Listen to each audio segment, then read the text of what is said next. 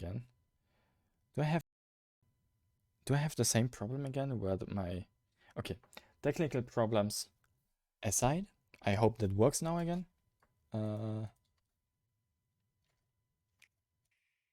What's up, Okay, that should also work. So, everything back again? Okay, now I can label it as a reaction stream instead of a gaming stream because I had this little completely intentional break. Okay. You should hear This it. is Alan with Game Domain. Today, This is Alan with Game Domain. Today, and this is exactly where we left off. This is the first video I watched from them. So if anyone watches this in the in later, please check them out. I leave the link for this we will be channel bringing you here in the. I will probably put it into the description. What do you mean I need to log in? So better. Here is the link for anyone watching the VOD.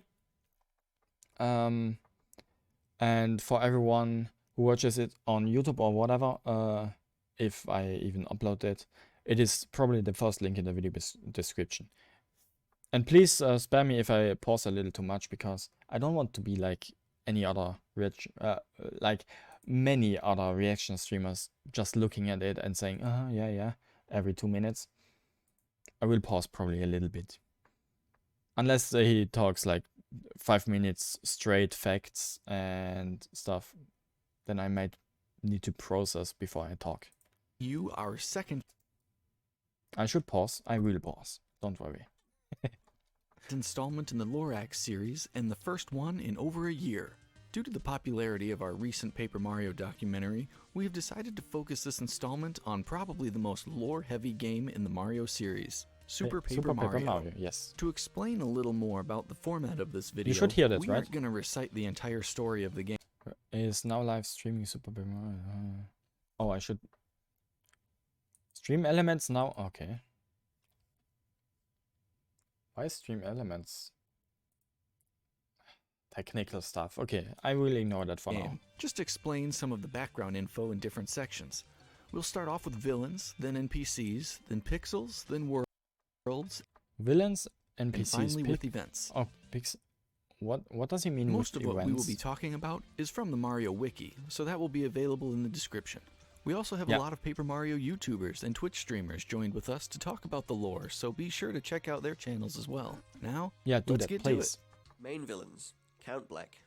Lord Blumiere, more commonly known as Count Bleck, is initially the main antagonist of the game. Yes. The Count wishes to destroy all of the existing dimensions by using the power of the Chaos Heart to open what is known as the Void. However, as the game progresses, the player learns that Bleck's goal comes from a pretty dark and sad past. I know. I mean, they probably Blumiere is the sole will survivor explain of at the some Tribe of point. Darkness, Is a there group of powerful good beings enough? who distanced themselves from the Tribe of Ancient. One day, a wounded Blumiere got nursed by a young woman named Timpani. Despite his tribe forbidding it, Blumiere fell in love with her. I know that sneak already. out of his castle to meet with her. Once Blumiere's father learned of his son's love, he launched threats to Timpani in an effort to dissuade the two from marrying each other. His reasoning was that if members of the Tribe of Darkness married with people from outside their group, their blood and henceforth their power would diminish. I'm still confused. Timpani was the Tippy and Count Blake was Blumiere. That is correct, right? Who was the in the dark thingy? Once Blumiere's father learned of his son's love, he launched threats to Timpani in an effort to dissuade the two from marrying each other. His reasoning was that if members of the Tribe of Darkness married with Who of them was in the Tribe of Darkness? Timpani or Blumiere? people from outside their group, their blood and henceforth their power would diminish. After learning of these threats, Blumiere decided to propose to his beloved and flee their dimension in search of a place where they could spend their lives together in peace. However, Bleck's father had already acted upon Lumiere, his threats, and not only made her lose her memories, but also banished her to wander from world to world until the day she died. Devastated after But she the did not die. disappearance of his beloved, life to Blumiere had lost all meaning, and in a fit of rage he stole the Dark Prognosticus, destroyed his dimension, and the rest of his tribe with it. We don't see his home dimension, right? Is it repaired in the Lumiere then beginning and adorned- the end of the game? Probably not, because this all happened before. No, maybe it is actually. The name of Count Bleck, and alongside his trusted allies Nastasia, Mimi, Ochunks, and Dementio, went on a quest. So they are only 5 people. Nastasia and the other 4. Nastasia, Black, Ochunkus, Dementio. And the rest of his tribe with it. Lumiere then adorned the name of Count Bleck, and alongside his trusted allies And Mimi. Nastasia, Mimi, Ochunks, and Dementio, went on a quest to create the Chaos Heart and use the Void's power to destroy every single dimension. Since life had lost its meaning to him, he saw it as unnecessary and wished to erase it. It was destroyed by the Chaos Heart, but it wasn't destroyed by the Chaos Heart, but by Blake, so it doesn't have to do with the Chaos Heart. So only dimensions destroyed by the Void were repaired after the game. Probably. I understand. Dementio. Dementio is an enigmatic I love the twist villain nature of them. character. Not much is known about his past, nor where he's from. A piece of dialogue with Carson suggests that Dementio might be related to the magician who created the pixels, but there isn't any way to completely confirm this.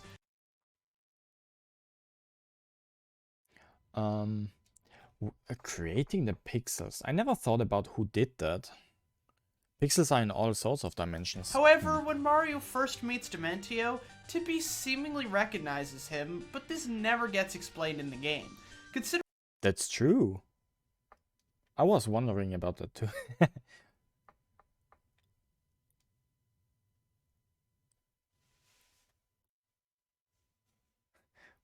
You always want to raise the volume and I just do it. I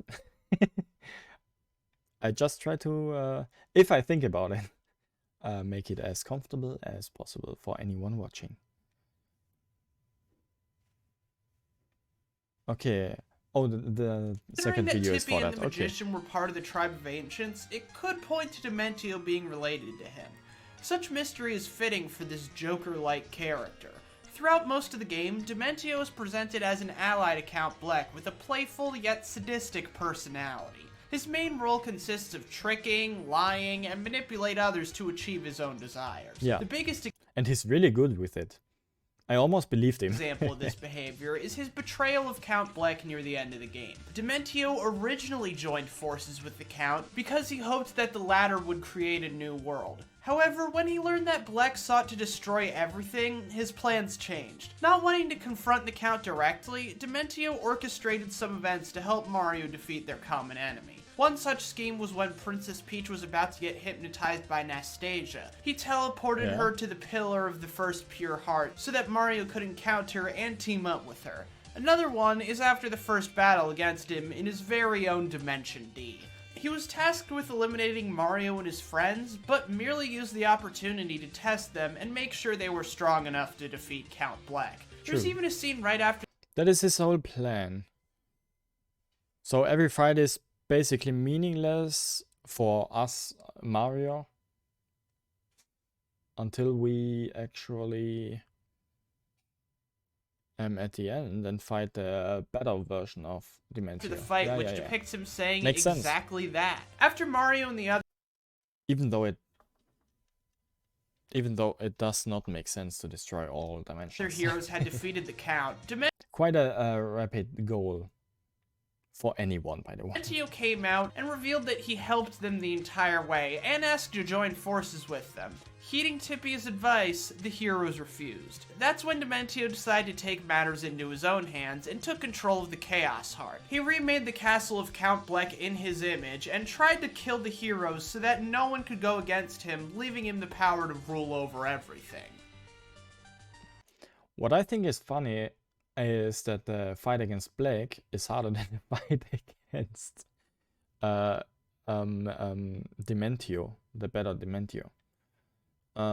Could also be only my subjective opinion, but I think if Dementio knew that we can destroy Black, he should count on this being destroyed himself.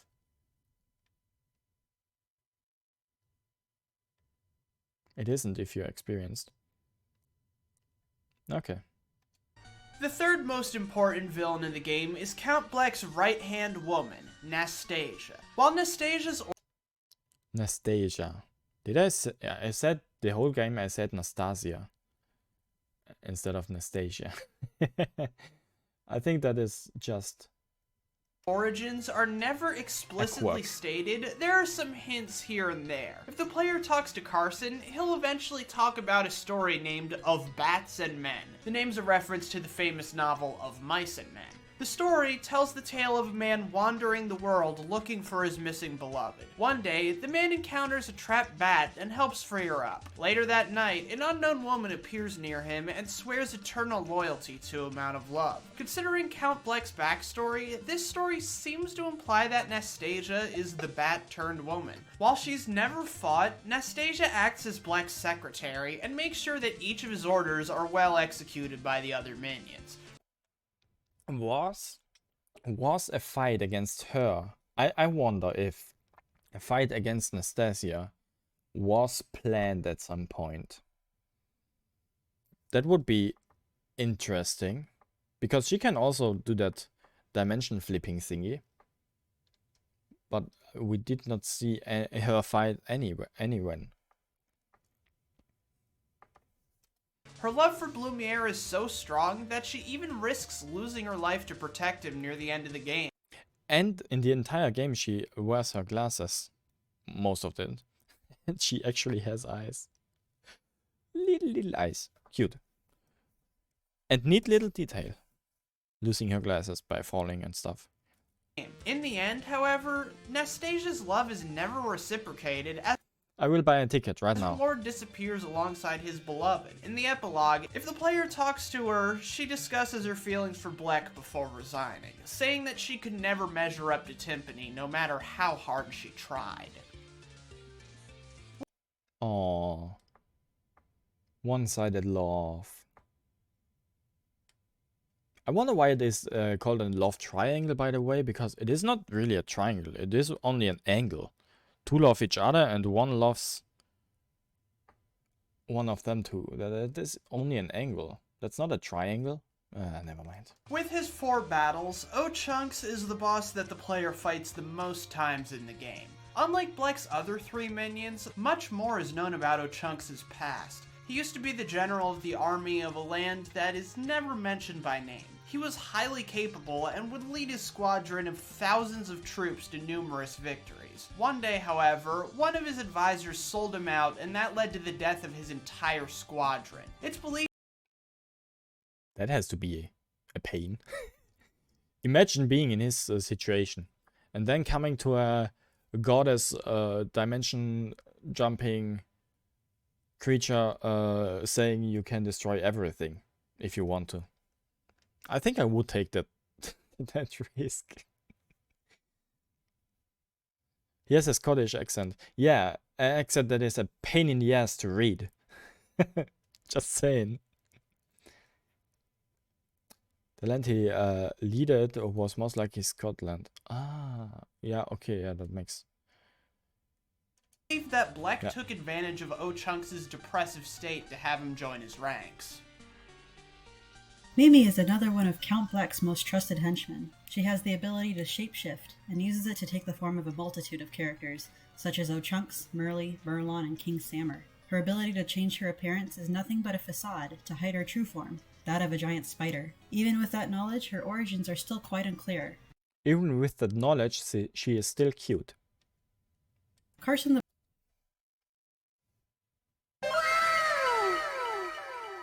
Oops. bartender Wrong screenshot. Here. That one.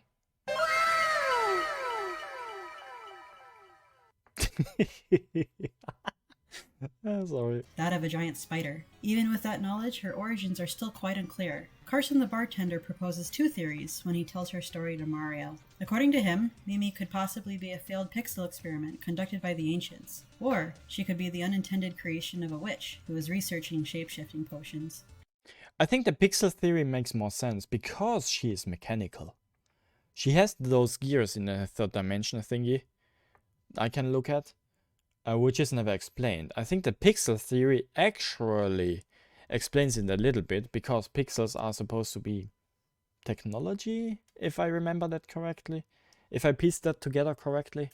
However, there exists another possibility. If the player flips to 3D while fighting Mimi's spider form, they can notice gears inside of her, which implies that Mimi is a robot.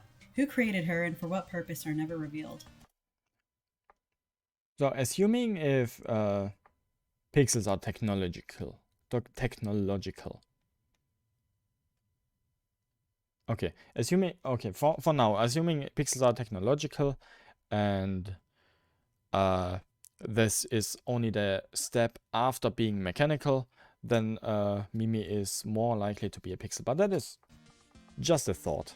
Mr. L. Who is it? Who is it? I want to know now. At the start of the game, Luigi was physically present at the wedding between Princess Peach and Bowser, but was unconscious up until Count Bleck's appearance. He tried to save the princess, but only ended up getting knocked out by the Chaos Heart. The next time he woke up, he was in Castle Bleck, and after aimlessly roaming around, got trapped by Nastasia and ultimately hypnotized to become Mr. L.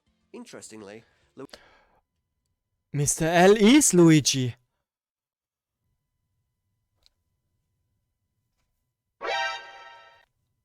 Why was that not obvious to me yet? No way. I'm joking. Okay. I think every joke has its limits, and I think I reached it. Sorry. But that had to be. Luigi is referred to as the man. I think I can stop the joke now. Now that a lore video tells me that it is actually Luigi. Mr. L and Luigi are the same person. Okay. In both the light and dark prognosticus, and is said that depending on which side he aligns himself with, the corresponding prophecy will come true. Meaning that had Luigi stayed as Mr. L, the void would have destroyed all worlds. Dementio also notes that Luigi would be the ideal host for the Chaos Heart, but we are never getting a reason as to why. Those are the main villains in the game. Next we'll be moving on to some of the important NPCs. Still with us? Because we have a lot more to cover. Next we are going to get more background about some groups in the game and some events that happened in the world. Okay. So it is never explained why Luigi is the best host for the Chaotic Heart. Not even a theory about it? Okay. Extremely advanced civilization that used to populate numerous dimensions thousands of years before the start of the game. They were known for their immense wisdom and remarkable magical powers. However, despite their great intellect, they lacked physical strength. That all changed when an artifact created these creatures known as pixels, and with their help, the ancients would go on to build numerous cities and infrastructures. However, the ancients would grow to depend too much on the pixels, who would eventually revolt against their masters.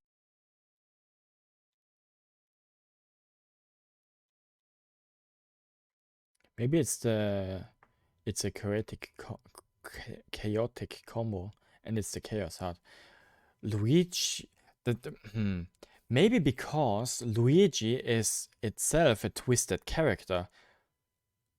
Luigi is a hero, but always in the shadow of Mario.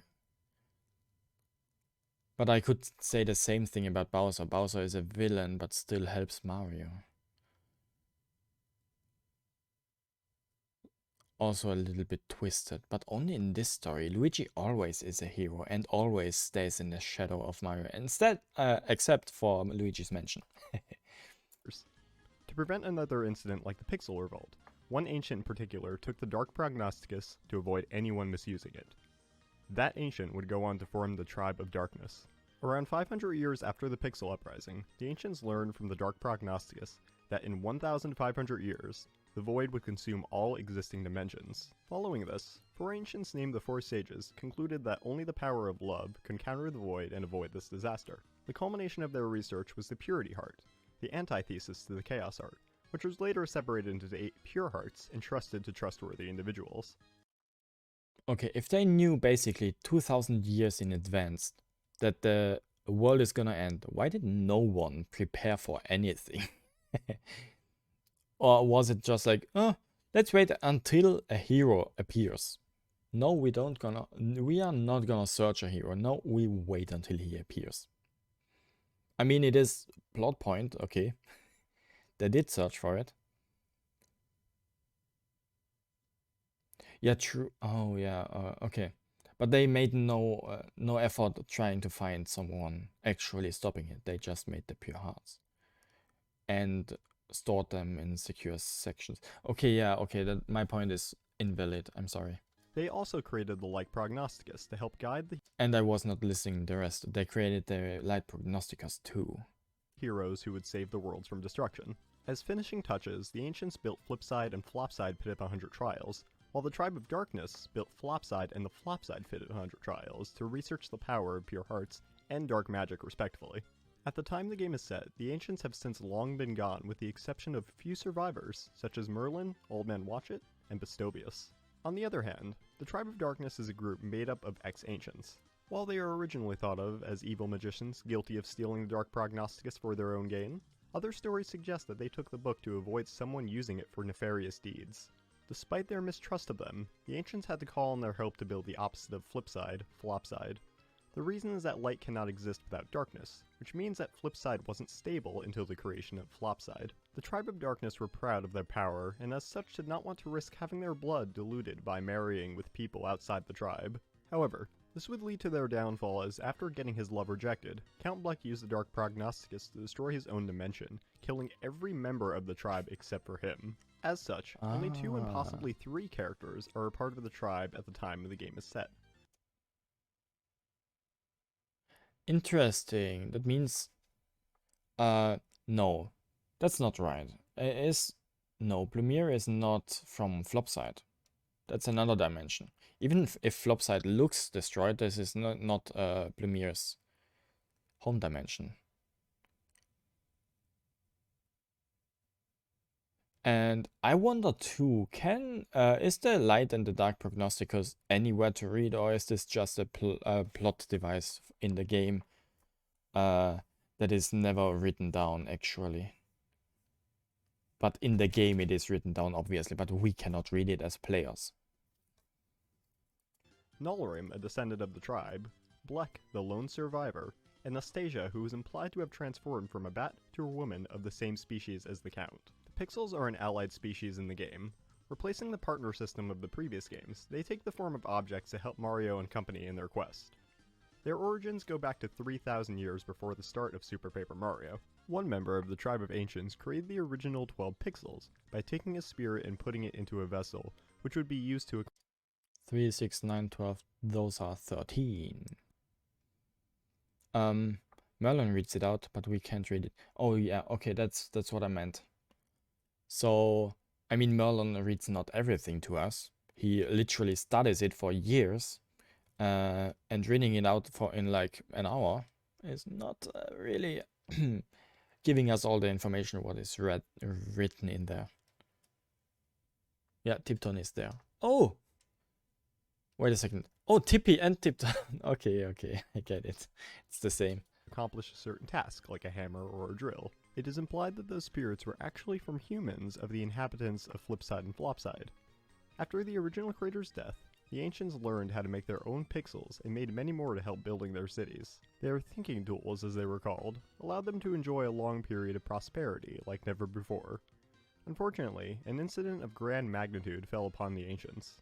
Brainwashed pixels led by the Pixel Queen, the first ever pixel, caused what would later be named the Pixel Uprising, in which they enslaved their masters, the ancients. Seeing this, the owners of the original 12 pixels teamed up with their partners to try to heal as much of the pixels as possible. They would do so by capturing them into catch cards, and What the heck is this pixel here on the left? Pentagon?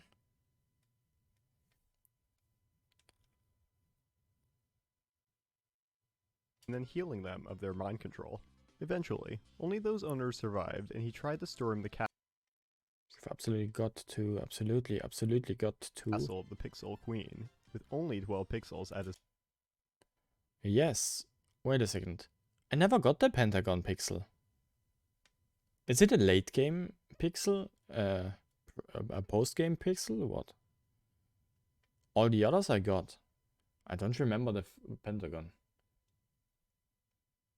The side. In the final battle, okay. the survivor used the ability to see the truth, Tattle, the ability possessed by Tippy in the game, to see through the illusions of the Pixel Queen to finally defeat her, but not without losing the Tattle pixel. After the battle, the ancients were fearful of the pixels and outlawed their creation, leaving the original 11 as the only remaining pixels. That is until Merlin put the soul of a young girl into a pixel to create Tippy. Yeah, that is. One could also consider that I Francis's know. robotic replica of Tippy, Tiptron, a proper pixel. Nevertheless, the pixels were once again assembled to help Mario and his friends avoid the destruction of all worlds. Yeah, I think technically that's true. Francis made this technological. All the pixels are technological. I still stand by that point. And technically he created one of the pixels now. I mean, it is a replica of one of the pixels, but not a separate one. But it still is a pixel, right? Flipside is an interdimensional town created by the ancients. What's more interesting about it is the existence of Flopside, a dark mirror counterpart to the more bright Flipside. I don't like on the flop side that if I go into the third dimension, the camera turns the wrong direction. I really don't like this. It is throwing me off a lot. The towns are inhabited by the Flip-Flop folks, and the Francis did another kind of pixels. More of that later, mirror okay. element of the towns means that nearly every NPC in Flipside has his or her counterpart in Flopside. They also generally possess opposite personalities. For example, Saffron from Flipside is kind and affectionate, while her counterpart Dillis has a more sour personality. I know that, and that's why I never cooked at Flopside. She's mean to me. I don't cook at people who are mean to. I don't let people who are mean to me cook for me. Speaking of food, I'm actually hungry. Another case of such differences are with Flipside's Schnitzel! Garson and Flopside's Carson. The former serves coffee, while the latter only serves milk. Flipside and Flopside both host a tower that allows the player to go to different dimensions. They also both have a Pit of 100 Trials, created by the Ancients and the Tribe of Darkness. That is what I will do next week. So, tune in on that one. Test the forces of the pure hearts. Dimension D is a dimension created by Dementio, in which his powers are meant to be multiplied by 256. However, it turns out that everyone who enters this dimension receives this boost, which ultimately... I wonder if this is actually coded into the game, multiplying everything by 256, or is it, or if it is just... Yeah, I don't know. Just a phrase, something saying. means that everyone's stats remain the same. This feature is thought to be an homage to the 8-bit storage capacity, where if an object is stored in a value that goes past the limit of 255, it overflows back to 0. Yeah, okay. The Dark Prognosticus. At the source of the game's story, It would be funny though, making everything like 256. Your health bar, like, I don't know how much did I had, 20 HP at that time, times 256. Just like 10,000 HP. When you get hit, you get like 5,000 damage. Imagine. story lies the Dark Prognosticus. This singular book of prophecies of unknown origins led to most of the events before the start of the game and all the way through it. The book warns at the start that anyone who has ever possessed it has never found happiness. The book's This changed now. Blake had the book and found happiness. powers made it an object of envy for thousands of years and has led many to lose their senses just to gain it. The Dark Prognosticus is closely linked to many events in the backstory of Super Paper Mario. To begin with, the magician behind the creation of the pixels seemingly learned his knowledge from that book to come up with the process of pixel making and thus creating the first 13 pixels. So I hear the like not the first time that a magician created the pixels. So do pixels actually need technology and magic, or is it only magic now? Because I'm pretty sure pixels need After the magician's technology. death, numerous pixels were created by his apprentices to help the ancients in their building efforts and bring about a long era of prosperity. Then one day, the first ever pixel woke up from her slumber, and upon seeing how the other pixels were treated as tools by the ancients, she brainwashed them and brought about the Pixel Uprising. In response, a group of descendants of the apprentices teamed up with the original 12 to heal the pixels and stop the Pixel Queen. Out of them, This is actually a little bit similar like in my home dimension with the AI war a few hundred years ago. only one would survive to storm the Queen's castle. After defeating the Pixel Queen, the victorious ancient learned that not only the magician had used the Dark Prognosticus, but that the first pixel was created using the soul of a human and putting it into a vessel, and that this was the process behind the making of every pixel. The bartender theorizes that the soul could have been the daughter of the magician, as she had died due to illness around that time. To avoid anyone using the Dark Prognosticus for evil, the survivor took the book and fled. That is something I never understand. If an item can produce so much suffering, why do you not destroy it? Why do you not take? my, my dimension is not linked to Super Paper Mario. Interesting thought though. Hello Trestrados. Welcome back. Where was I? Okay. Destroying an item that makes so much misery. Why do you not destroy it? Is it sealed or protected by some sort of magic thingy or what?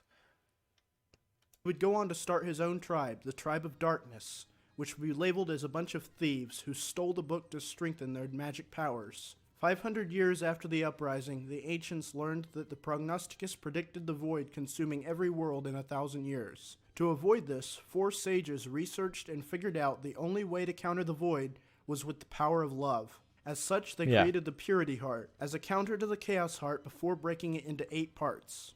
That is what exactly happened, like 30 minutes ago.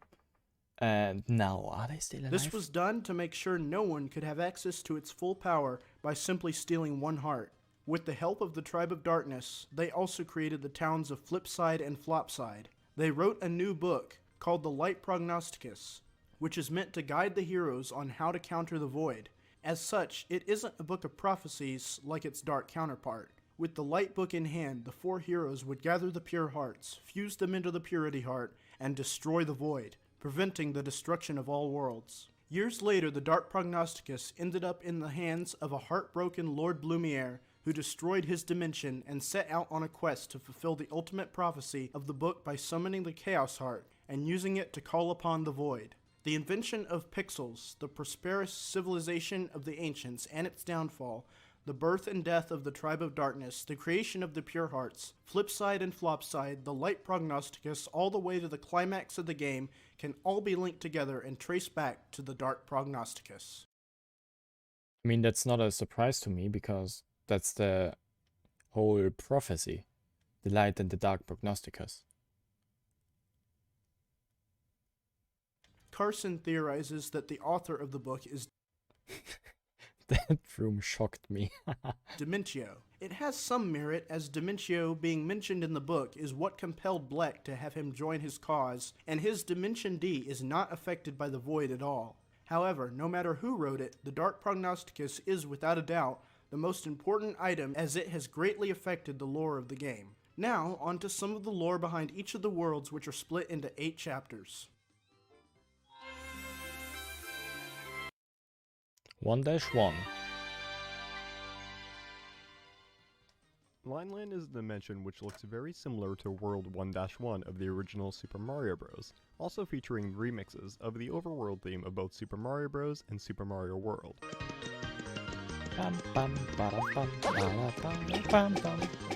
Yeah, I know that song. The skies That's of this tune. land are filled with nonsensical mathematical formulas using the items from Mario Universe like fire flowers and warp pipes. The True, is that explained? mathematical formulas using the skies of this land are filled with nonsensical mathematical formulas using the items from Mario Universe like fire flowers and warp pipes. Okay, nonsensical formulas, so there is no no reason behind them. The boss is Fractail, a robot dragon pretty reminiscent of Hooktail from the previous entry. Fractail was originally the guardian of the Dimension's pure heart, and was about to let Mario go without attacking him, before Dimentio came in and corrupted his mind and forcing him to fight Mario. I remember that fight.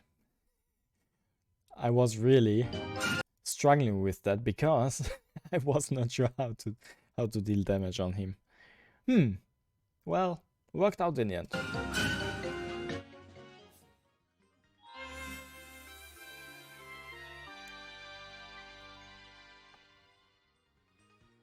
Chapter 2 takes place in Gloam Valley before entering into the fortune teller Merle's mansion. Creatures called Nip and Gnaw live there and attempt to get Mario to flee the mansion because of Mimi's presence. Mimi is fought for the first time here.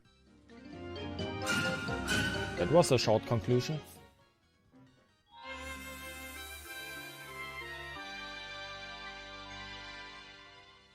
Bitlin's first two areas are reminiscent of Mario's levels of the past. It is where the player fights and recruits Bowser, and also where the first battle against Dimentio was fought. The last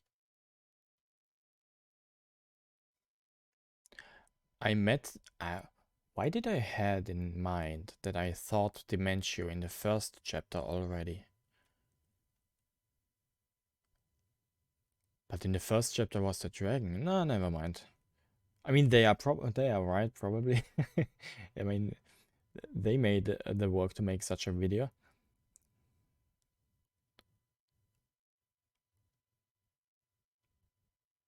last area is Fort Francis, which is chock full of references of the Mario universe. Such references are the X-Nauts of Paper Mario The Thousand Year Door with the comic series Starship X-Nauts, the TV show of the same name, the video game Starship X-Nauts Space Bloops, the Grotus Chronicles referencing the leader of the X-Nauts, and the video game Larry Koopa But I think she's a descendant of that one purple ancient woman.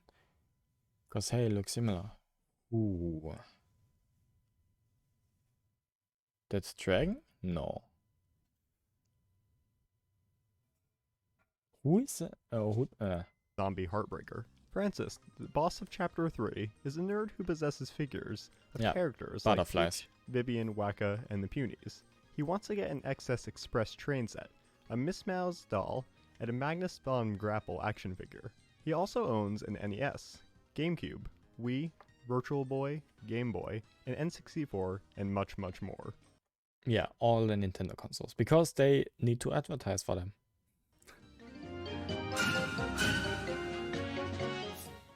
None the four ancients we have pictures of. Oh.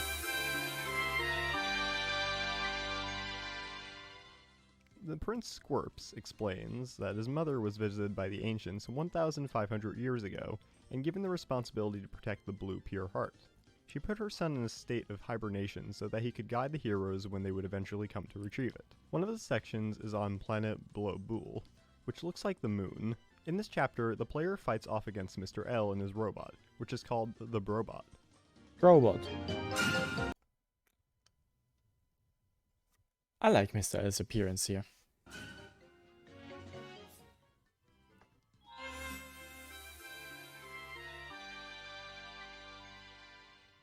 The land of Kragnon is home to, well, the Kragnons, Yeah. a species of prehistoric Unga creatures with Bungas. televisions and CD players made out of rock. Is this discriminating if I say Unga Bungas? I mean, they don't live anymore. But, I just leave it now. Whose faces look like abstract paintings. Their natural enemies are the Florosapiens, a species of talking plants. Their leader is King Crocus IV, who loses his mind when the Kragnon's waste ends up polluting the water of his people. He serves as a boss of this chapter. She was not really hard. And her... Okay, whoever made this video, it needs to... I mean, it was a lot of work, but please, mixing the audio is the important thing. Chapter 6 is located in Samur's Kingdom, a Japanese-inspired kingdom. Here the player can participate in a duel of 100 trials, where they have to fight... It's a he? The plant is a he? That flower thingy? No, really?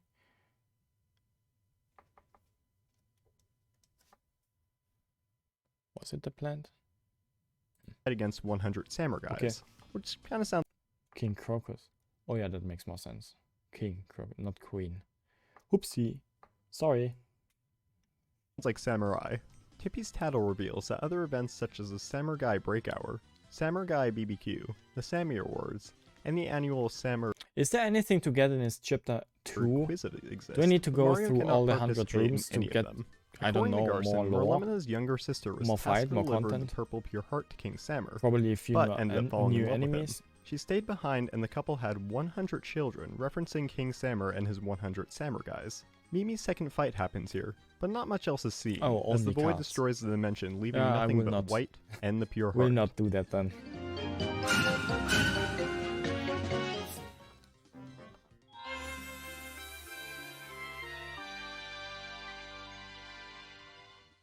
The over there and underwear are polar opposite locations. The over there is modeled after heaven, with its numerous clouds and angels, while the underwear takes inspiration from the asbodal metals of the I actually noticed that, but not on a conscious side.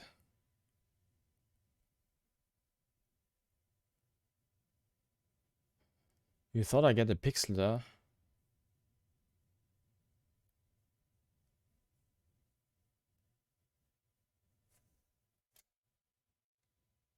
It is in the the pits. Greek Okay. underworld, as it were I get a for pixel people in the pits? Okay. Nice. who have neither been good nor bad are sent. The inhabitants of the over there are the Nimbi, and those of the underwear are the Shadies. Their rulers are Granby for the over there and Queen Jades for the underwear, and both serve I like her design a lot. Just saying. For the underwear, a really good design in my as opinion. parental figures to Loveby, This, the final pure I leave uncommented. heart who was turned into a Nimbi by her parents to protect her from anyone who was willing to steal her.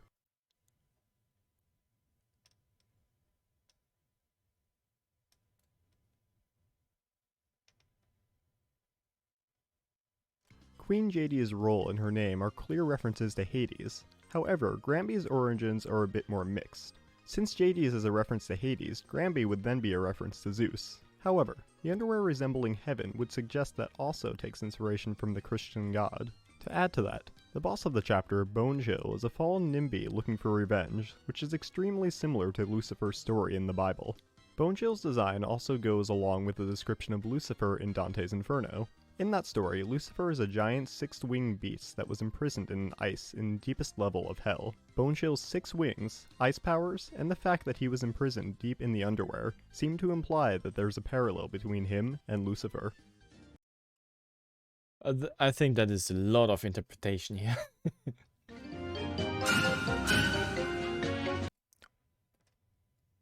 I mean, looking for parallels in different stories, I think you can find a lot of parallels where there was The no final intention chapter for is them. set in Count Bleck's lair, Castle Bleck.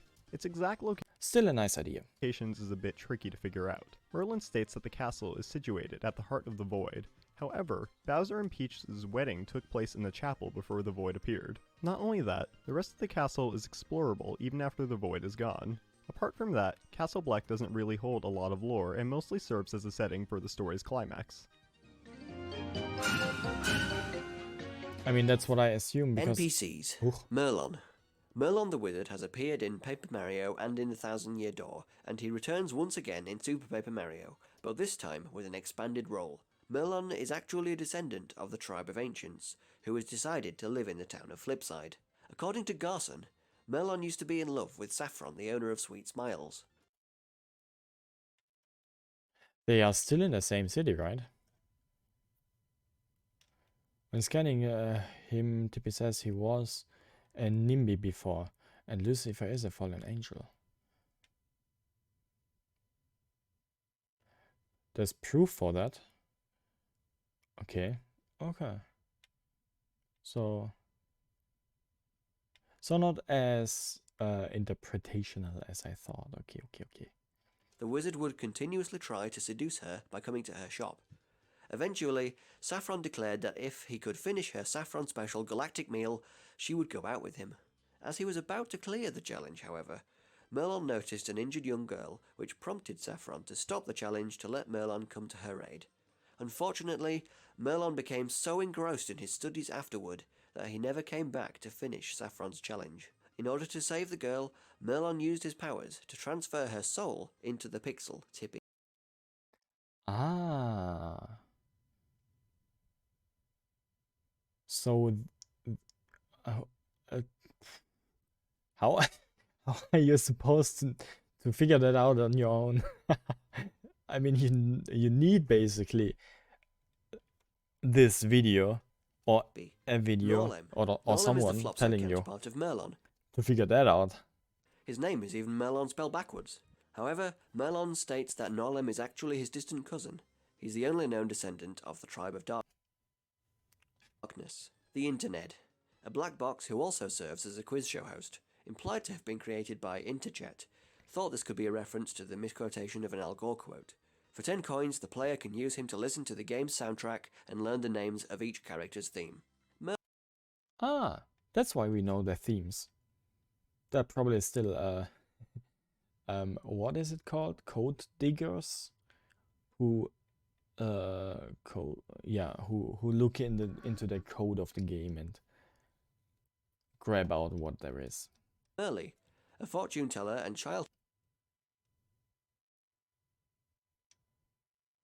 Pixels are made from a made body and a soul. Are made from a body and a soul. Oh, a made body and a soul. So the made body is the butterfly thingy, and the soul is the soul of the girl that was in this that came to Merlon, or that Merlon found, more or less. So it needs a soul for a pixel. What does my Tipatron has in them now? A soul? Is there a soul in that Tipatron or whatever? Childhood friend of Merlovely, which he sees as a rival. Most of Chapter 2 is spent in her mansion. Bestovius, powerful sage and dimensional governor of Lineland. He teaches Mario the ability to flip between dimensions. He is a distant cousin of Merle and Merlon, in addition to being a direct cousin of Old Man Watchet. Red and Green. Red and Green are the two brothers serving as the bridge guards of Yold Town. They are obvious references to Mario and Luigi, but much more competitive in that they can't comprehend their brother's favorite color.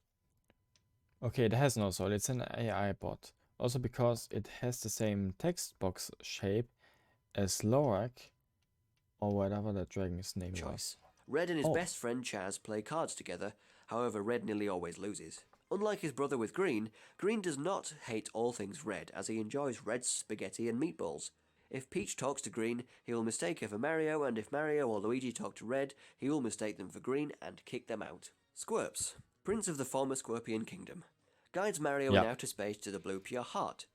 Cute little fella, still a little weird. Mario can use him as a weapon as he shoots his squirt beam. Flint Cragley and his crew, a group of Kragon explorers led by Flint. Some translations have his name inspired by Indiana Jones and Steve Irwin. With his crewmates Monzo and Hornfels, they run the most popular news program in Crag. The three hags, Hagra, Hagatha, and Hagnis, just lovely little, lovely young ladies, you know?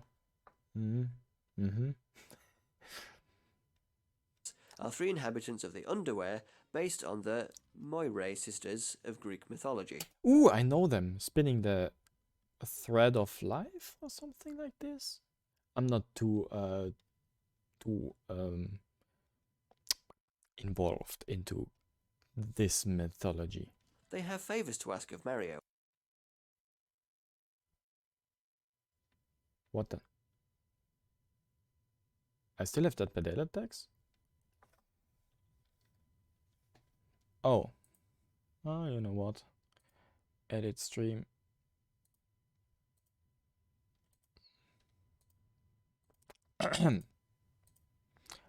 I'm pretty sure the tags were different before my stream broke. Pretty sure. There.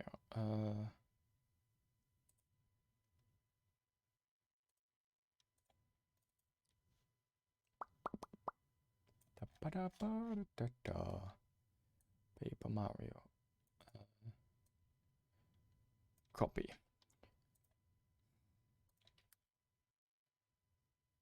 Add. Done. Thank you for that one. But only Hagra's is man. I should actually do the tag like reaction or something.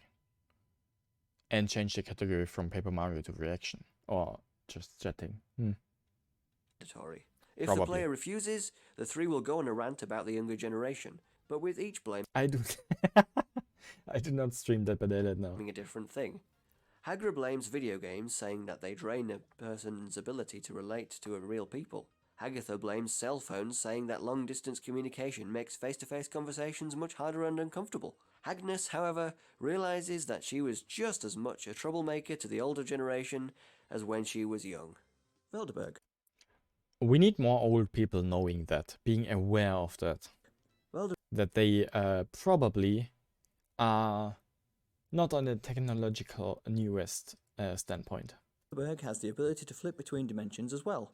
He can also create pipes to link flipside and flopside for 300 I do not need to play Dead by Daylight now. coins and pipes to connect both towns, B2 and second floors for 100 coins each. Akpow.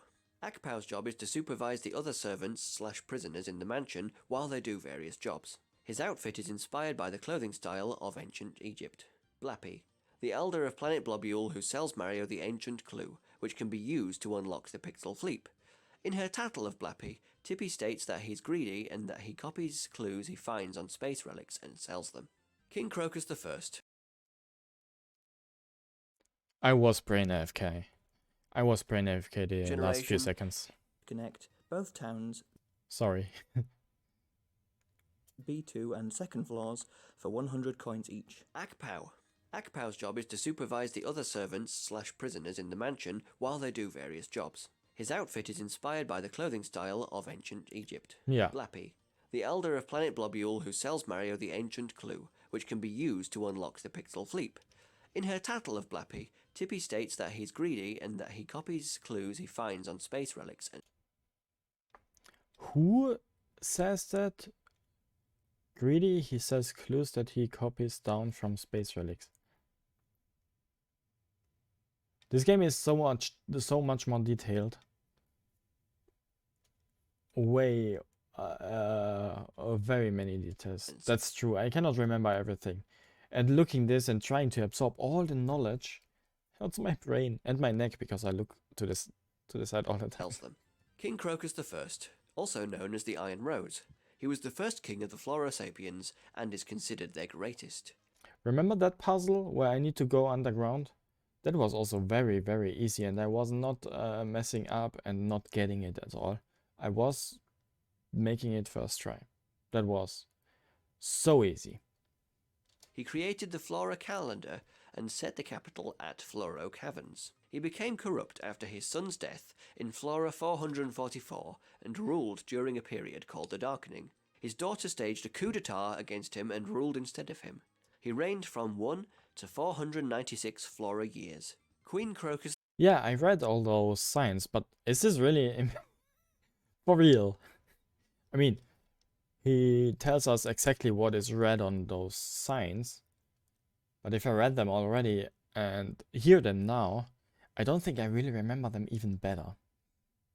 I just remember them for the next minute, maybe two. II, the White Maiden. She was imprisoned by her father for her differing views. After the Yeah, and you didn't give me, no one gave me any tips at all. overthrow, No one. I did all on my own here in this room.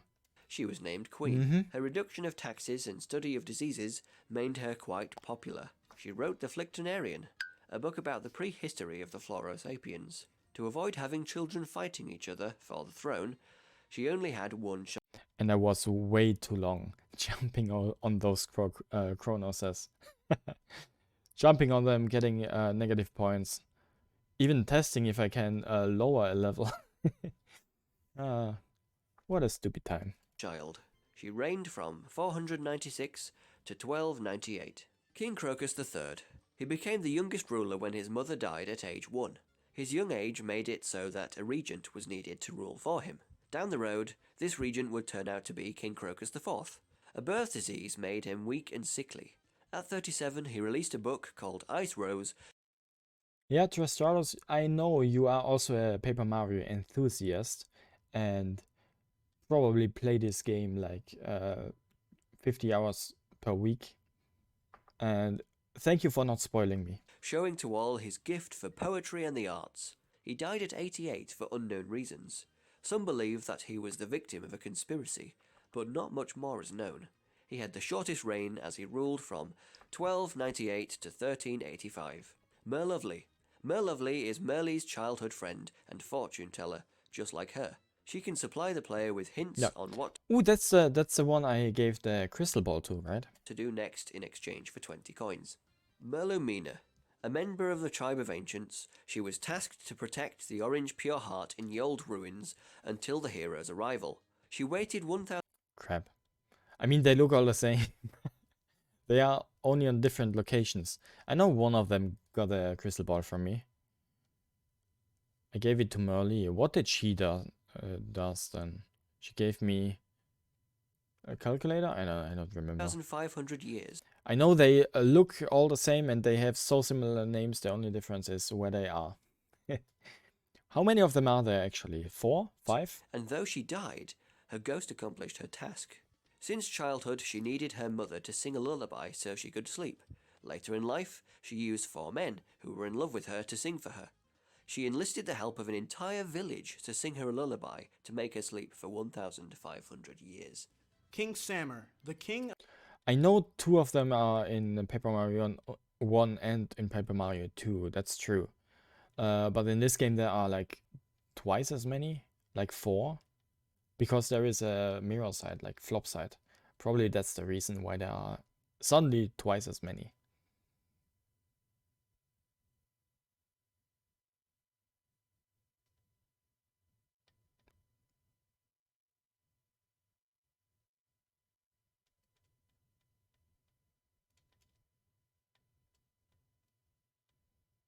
What is with the ghosty one? There is one crystal ball woman in Flipside, probably Merly, and one crystal ball woman on Flopside, that is probably Maloof, and then there is that ghost crystal ball girl that looks also like that. Of Sammer's kingdom. Malively, true. The player encounters the Melee. real king only at the end of the game, as All the same for me. They look... This ghost.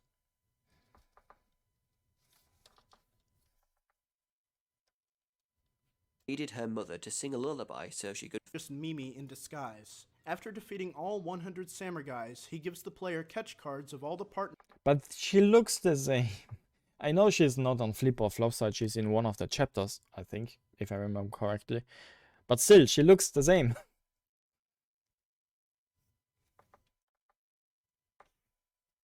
Of Paper Mario The Thousand Year Door. Old Man Watch It. The mayor of Yoldtown. In a side quest, he gives Mario the you-know-what in exchange for a Merlomina autograph. He has the habit of talking to his cane That was the quest with the crystal ball and the autograph and stuff. and beard and often yells, "Watch it!" at people. 2 other very important NPCs are Garson and Carson. Garson runs the bar Underwear in Flipside, while Carson runs the bar Over There in Flopside. Both are highly knowledgeable of the stories and legends and serve as the main source for uncovering the lore and backstories of the game.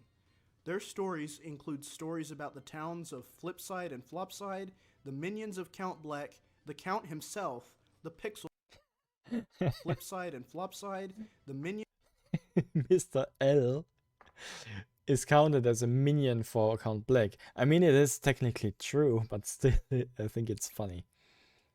Minions of Count Black. They are fourth wall aware, by the way. Yeah, I know Merlin and probably Relmon too had some dialogue breaking the fourth wall The sometimes. Count himself, the pixels, and much more.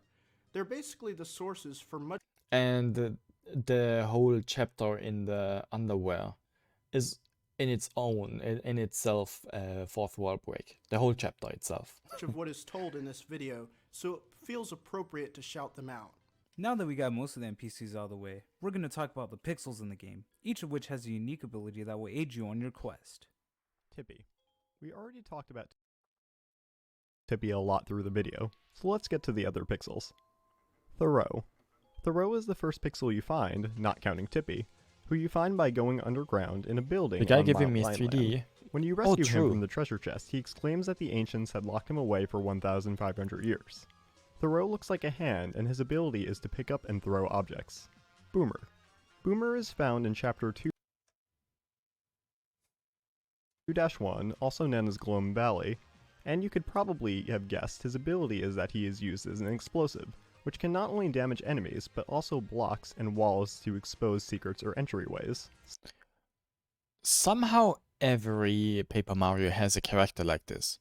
In the first Paper Mario, it was like Bombette, and in the second one, it was like this pirate bomb whose name I forgot, and in the third one, it was I don't remember any of the pixels names except for Tippy. Slim. But all of them have an explosive guy, explosive character. All of them have a character that can grab stuff from afar. Allows Mario and company to turn sideways. This one has 12, by the way, 12 such characters. The others have a little less. He looks like an inverted triangle, and is found in Merle's mansion. Thudley. Thudley gives the ability to ground pound. He looks like a trapezoid and is found at the bottom of Tile Pool. Carrie. Carrie can... Oh, true. Remember Tripton. That's true. And Boomer is also really easy, and that's about it. I know their shape and their ability, but not the names, I'm sorry. can turn to a platform to help transport people. She looks like the rectangular prism she can make appear. Yeah. She is imprisoned in Fort Francis. Fleep. Fleep flips objects from one dimension to another. Pretty much only useful in the space chapter and at the end of the game when I chase Dementio. On other spots and going to Flopside, of course. Those are the 3 spots where this character is useful. Resembles a window's shade and has apparently weighted 100 and can confuse enemies too, which I used sometimes, but I don't think made a big impact. ears for Mario to come on planet Blubble. Cudge. Cudge can be used as a hammer, and he looks like one too. I realized way too late that Clutch does so much damage. I realized that way too late. Sealed in a shrine. And when I realized it, it was actually quite useful. At the cap of Crag. Dottie. Dottie has the power to shrink Mario and company into a tiny little dot. Looks like a circle surrounded by lines. She helps the Cragnon Grabo in Floros Caverns. Barry. One of the 4 optional pixels. Creates a barrier around the heroes. Looks like a spike. Found in the Bitland. 4 optional pixels? I know that... Wait a second. Pixels. This is optional? Oh, true. I backtracked to get it. The other optional I know is that one that makes the music. Other than that, I'm not sure. Spike Piccolo. Tipton. Okay, yeah, okay. And Pit Pixel. Oh, the Pentagon one, probably. Creates a barrier around the heroes. Looks like a spike. Found in the Bitlands. Dashel. Yeah, that's the pixel I don't know. Should I skip that? Watch it. Second optional pixel. Makes the player run much faster and looks like a rocket. He is found after being Racktail in the 100th floor of the Pit of 100 Trials. Piccolo. Third optional Looks like a rocket. More looks like a pentagon. pixel. Uses music to heal status ailments caused by Cursias. She looks like a music note and can be obtained in a house in Flopside after going through a sequence of trades. Tiptron. Fourth optional pixel. Yep. The most expensive one, by the way. The other ones only cost time, probably. This one costs actual coins. A robotic version of Tippy, available to purchase for 999 coins from Francis. Look at Peach's face. Only available after beating the game, but she possesses the same tattle ability as Tippy. However, she is aware that she isn't Tippy, and gets confused when characters such as Merlin mistake her for her. Thank you for watching. I never encountered that one. That dialogue yet. But I will watch it. I will do it later. This, of course, gets a like. I want to remember you again if you watch this. To check them out. Give at least the video a click or something. Now to number 2. This is a different channel, but please check them out. I say it to you. Look at their channel. Give this video a click if you watch this. If you watch me reacting. Thank you. Whew. Another 40 minutes. Whew.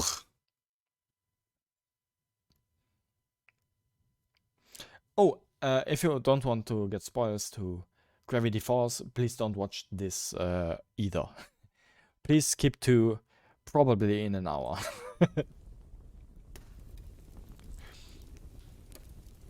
Ah, shit.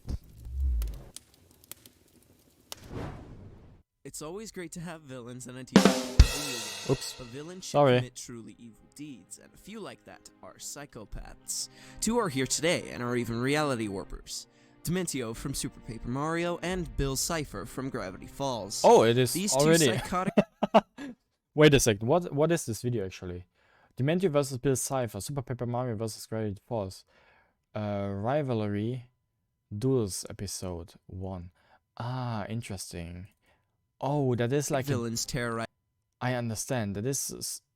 I don't want to compare it to another big YouTuber, but this is like a death battle, is it? This is like a death battle. To be honest, this does not have a lot to do with the lore of Super Paper Mario, does it? Only Dementio a little bit. It also covers the story. Okay. I continue for now. If I get the feeling that this has too little to do with Paper Mario, I probably break it and an watch entire it private. multiverse with their higher dimensional power and were defeated by an unlikely band of heroes despite their overwhelming capabilities. But the question persists: if we were to take them with all their weapons, skills, power-ups, and forms, who would win in a one-on-one to the death? Here on Rivalry Duels, we take 2 characters and use all their canon and non-canon abilities and stick them against each other to see who can defeat the other. We will attempt to make ties definite. In other words, unless it's truly impossible to deduce a conclusion, then we will never give a tie. We will also analyze many different aspects to determine a battle's ending. Attack That is potency, like 20 speed, minutes. hacks, durability, 20 lifting minutes. strength, stamina, Yeah, okay. range. I can skip the Bill Cipher part. It begins with Dementio, yes. Equipment, intelligence, notable attacks and techniques, and weaknesses. Yeah, you tell me deciding what factors you are consider weapons. in Prior to the events of Super be attack potency, durability, speed, and durability, hacks. speed, With hacks, that, and so let's begin. on. Let's begin. Dementio's backstory begins thousands of years ago in the tribe of ancients. Prior to the events of Super Paper Mario, Dementio had gone through a lot. There was a magician that created the pixels around 3,000 years ago. That was his obligation. This magician's secret, however, was a darker one. He didn't just poof the pixel. Dementio story, Bill story, Dementio ability. Bill ability, okay. etc. from I thin see. air. He took the souls of the dead and placed them within pixel vessels that he created. Basically, whoever died and became a ghost, he stole their soul and put it inside of the pixels. This is how they were sentient and mindful. When put inside of the pixel, the victim retained no memory of their past life and was thus completely obedient towards the magician. This magician was part of the tribe of ancients and had a family, of course. However, there was only one bloodline of magicians within the tribe of ancients. And all of them were making pixels? Thus, there was only one long line of magicians part of one family. To assist in figuring out who this magician was, there was also a being named Shadoo, the mysterious being that copied Mario and his party's abilities and created shadows of them. Shadoo says that it works for the ancients, which was actually a lie to get the Heroes of Light to assist it. Shadoo was created by the ancients, but resents them to no end. It is never revealed precisely why Shadoo hates the ancients, but the stories seem to imply why. Shadoo. That's the spoiler you talked about. Is this someone I'm about to meet in the 100 deep pit thingy? You see, Shadoo is called out for its illusory powers. It was created by the ancients, right? And it hates them, right? Okay. Well, this is very similar to the Pixel Queen. The Pixel Queen was another pixel like the rest of the pixels. However, it was presumed that it was a demon due to just how outright evil it was. It led a revolt, taking control of all pixels and battled against the ancients in a war. Eventually, the Pixel Queen lost and was defeated. But there's more behind this. Who was the Pixel Queen? Well, according to the stories, it was actually a human. One of the magicians. It was a human. The Pixel Queen was also a human. Just like Tippy was a human. And every pixel should have a soul. Is not every pixel a human then? I mean, I assume not only humans have souls, but you get what I mean. Apprentices left behind a note that was eventually discovered, and it said the Pixel Queen was actually a flesh and blood being. I know that First already. pixel ever to be created after an instant. Except Tiptron, true, but he's not really. Yeah, okay. Tiptron. Incident. What incident? Let's The leave it magician at had that a for now. family, right? He had a wife, a son, and a daughter. What drove him into his work was this incident. The incident goes as follows. The magician's son and wife perished in an accident, which was never looked into. It is This magician he talks about, is this already Dementio? unknown what happened to the two. Soon after this, the magician's daughter came down with a grave illness that she was unable to recover from, costing her her life. The magician took upon a new job and created pixels. The first pixel he created was the Pixel Queen. He created, as the story says, the original 12 pixels. Then he died. However, his apprentices continued to create pixels modeled after his original 12. It is also heavily implied that the Pixel Queen is actually the magician's daughter, whom he resurrected by taking her soul and putting it into a pixel after her death. You can put yourself into a pixel without anyone else?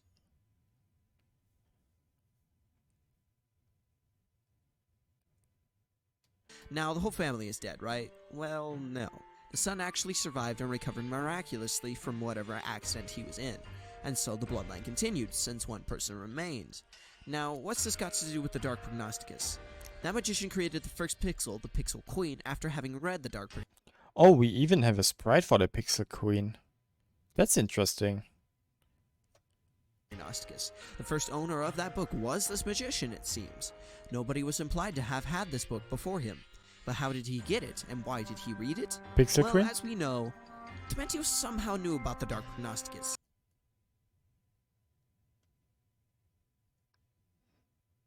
How? And Dementio probably is one of the magicians. He confronted Count Black on his own and planned every little thing from the start. How did he do this? He likely had to have written this Prognosticus. Dementio was also a magician, right? Wait a second. Well, only... He likely had to have written this Prognosticus.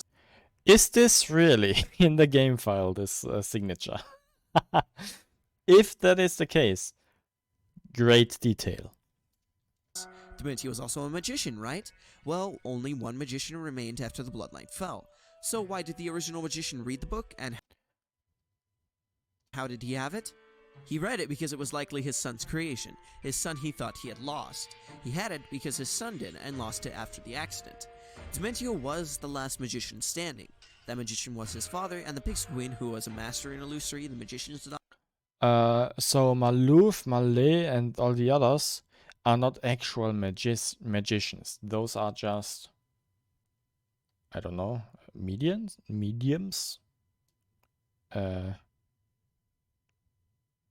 wizards. I don't know. Daughter and who hated the ancients became Shadu, who shares all the same feelings and powers. Thus, Dementio's sister is Shadu, or more so his sister's soul, which their father put into the Pixel Queen. Dementio was the author of the Dark Prognosticus, and his father received the book after having thought his son died.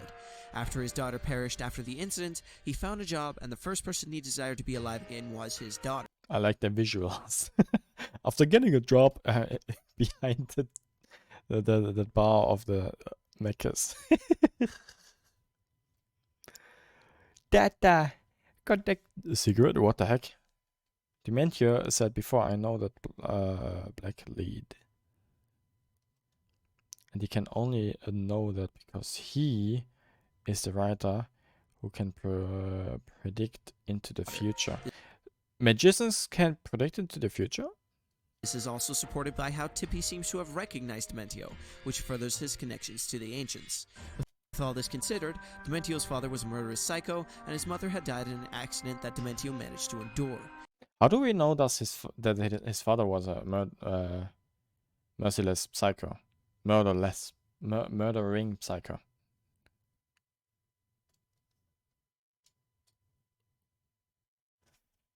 To have recognized Dementio, which furthers his connections to the ancients. Yes. With all this considered, Dementio's father was a murderous psycho, and his father was a murderous psycho. Why?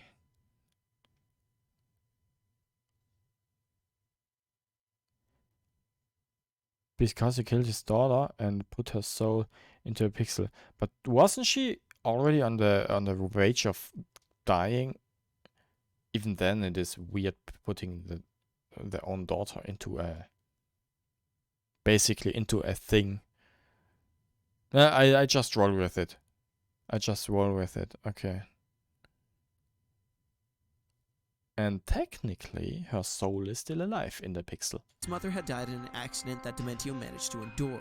His sister passed of a disease, and his father passed of old age. Dementio was the last magician left. These are the events that took place in Dementio's history before the Super Paper Mario game unfolded. As for Dementio's enemy, Bill Cipher, his backstory isn't quite as convoluted. Bill Cipher... Yeah, I know that. You've got Dementrio, timelines, verse... Huch, weiß! Look at that. 1, 2, 3, from 550 to 750. Bill. And I start Paper Mario at 139. That is 150. 1, 2, 3, 4, 5. 2 times as long. And Bill's story. Yeah, Bill's story is short. He lives in another dimension, is pretty lonely, destroys his own dimension, and manipulates some people in the dimension of Gravity Force to build a portal for him to have a little bit fun. That's the whole story in short. Dimension D that was completely unaffected by the Void. Even though the Void creators can't, with both, they were flip side. How do we know this? Let's go over their powers and stats, one by one, starting with Dementio. Dementio is a powerful jester and magician. This guy can even match the Void itself in sheer power. How do we know this? Well, when Mario and his gang tanked the Void, they were knocked unconscious and blasted to Flipside, clear across worlds or universes. Then, when Dementio opened fire on them, they were knocked unconscious and blasted to the Underwear, an entirely separate world. With both knocking the party unconscious and blasting them to another world, the similarities can't really be ignored, and thus Dementio matched its power. I mean, Dementio is a fourth wall breaking. Is not a fourth wall breaking character. He just manipulates people. How did Dementio know that when we go to the underwear, that we can come back? The underwear is, canonically speaking, the end of the game, isn't it? Not to mention he, in an attack he held back on, matched a tremor, from the void. And he even created a universe, Dimension D, that was completely unaffected by the void, even though the void erases all existence.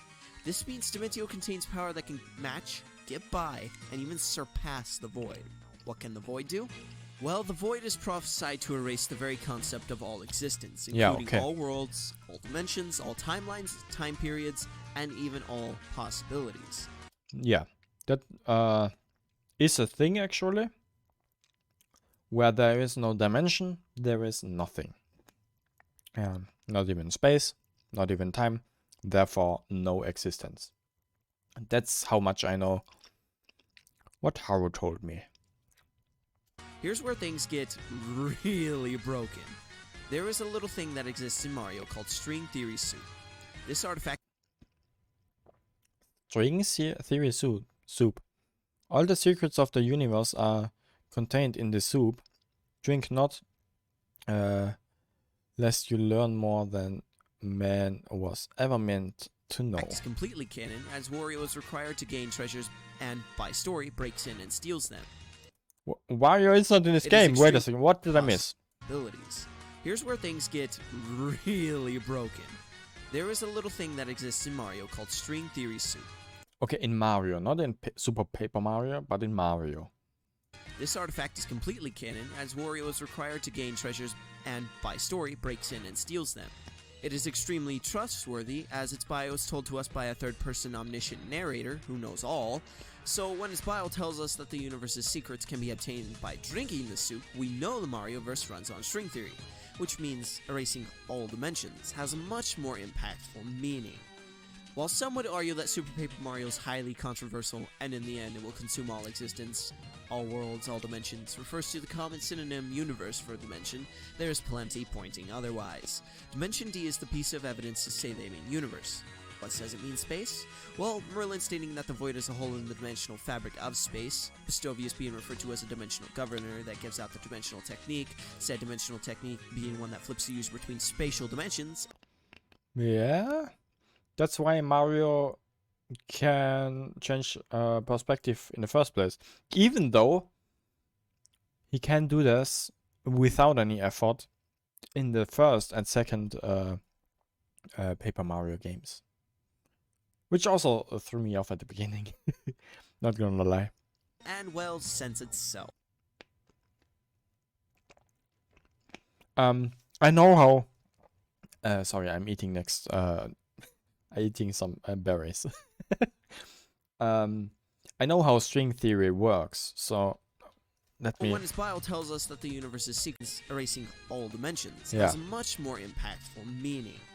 In While string some theory. would argue that Super Paper Mario is highly controversial, and in the end it will consume all existence, all worlds, all dimensions refers to the common synonym universe for dimension, there is plenty pointing otherwise.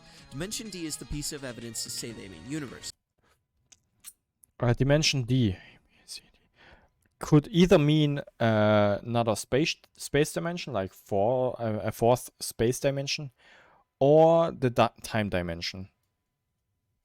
What says it mean space? Well, Merlin stating that the void is a hole in the dimensional fabric of space, Pistovius being referred to as a dimensional governor that gives out the dimensional technique, said dimensional technique being one that flips the user between spatial dimensions. Yeah. I know the difference between different types of dimensions.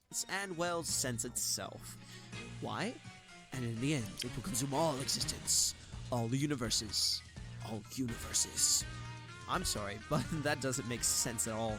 And besides, it consumes all existence and all dimensions, which would count as spatial as well due to the Marioverse abiding by string And time. Time is also one. theory. As long as the dimension exists, it would be applied in this instance. Yeah. There can not be anything or nothing in a space without dimension. In something without a dimension. There cannot be something in somewhere without dimension. It is a little... It is complicated, but it is exactly as I say. Dimensions would therefore Or mean he. all dimensions that exist, which would be both either way. Now that we've gotten this out of the way, how do we know exactly what string theory the soup meant? Well, my friend, let us explore the possibilities together. Okay, we have 3 possibilities now. Which one is he taking up? String theory Or more probably, but I am aware of 3. is divided into different theories. None are referred to simply as string theory. Allow me. Prior to 1995, theorists believed that there were 5 consistent versions of superstring theory. Type I, Okay, 5. Type IIA, Type IIB, and 2 versions of heterotic string theory. This understanding changed in 1995 when Edward Witten suggested that the 5 theories were just special limiting cases of an 11-dimensional theory called M theory. The name behind it is for membrane, or mother of all string theories. Any version of string theory, by default, runs with M theory. Thus, there are 5 versions of string theory, all of which are connected to M theory. In bosonic string theory, space-time is 26-dimensional, while in superstring theory it is 10-dimensional, and in M theory it is 11-dimensional. Yeah. In Paper Mario, it could be 10 spatial dimensions, with the 11th Between being the these time. 3, so we don't wank and so we don't downplay, M theory is the safest and most likely case the game had been referring to. Okay. And considering it didn't specify, simply calling it string theory, we would go by the safest and most likely case. M theory. In this case, M theory. Not to mention that superstring theory goes off of M theory either way, so we'd need specific statements to call it 10D instead of 11D, which we do not have. This is why the Marioverse would be 11-dimensional rather than 10-dimensional or 26-dimensional. Maybe Paper Mario forgot the fact that there is a time dimension. Probably. Maybe. Who knows? And yes, while the Marioverse does not usually dabble in such a concept of dimensions higher than 40, we can't deny that the Marioverse has dabbled in that topic to begin with, which proves at least a little bit that such a thing can realistically exist in Mario. Not to mention how the worlds in Super Paper Mario have mathematical equations floating above the worlds, like one named Line Land. In the theory before, we got told that those mathematical equations, realistically exist in Mario. Not to those, mention how the worlds in Super Paper Mario have mathematical equations. those are nonsensical, so don't hold any meaning. Time, space, and dimensionality are linked. Yeah, that's what I say. If Paper Mario says there are 10 dimensions, maybe they forgot the time, because everything is linked. So it is actually 11. And you can have a space dimension without time. You just cannot change anything there. And you can have a time dimension without a space. But there is never happening anything because there is nothing. Both also similarly as non-dimensional something. Similarly useful, but exist. Floating above the worlds, like one named Line Land, which is easily a reference to mathematical dimensions, or even how without time, space cannot exist, and vice versa. One world has strips of space with purple, string-like objects behind them. The latter could be easily interpreted as string theory, and string theory soup only backs that up. Now that that's out of the way, and we've settled it still can exist. On how the Marioverse is in fact 11-dimensional, and how the void statement clearly references erasure of the concept of mathematical dimensions, all of them, we can see that Dementio matches a dimensional black hole capable of erasing the very concept of the 11th dimension. That's insane! Not to mention it can erase all the universe's timelines and other concepts in the Marioverse. I mean, it does erase all existence. This would make Dementio high complex multiverse level. Man, not just some plumber that gets killed by turtles now, is he? Super Dementio is even more impressive than this, and by a lot. With the Chaos Heart, Super Dementio becomes infinitely superior to his base form. How do we know this, you are undoubtedly to ask?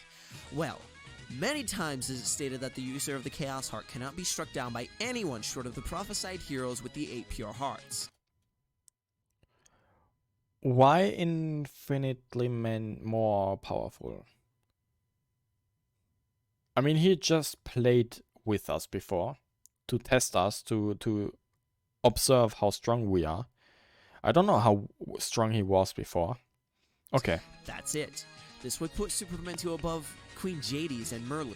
Tippy said this sage was very wise and is even said to have written the Light Prognosticus. He was also a great magician who could control dimensions.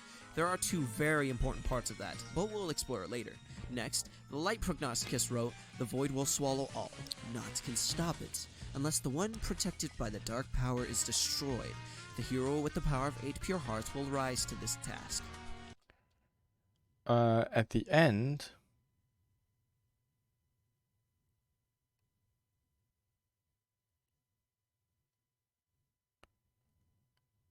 Merlin is a descendant of Dementio.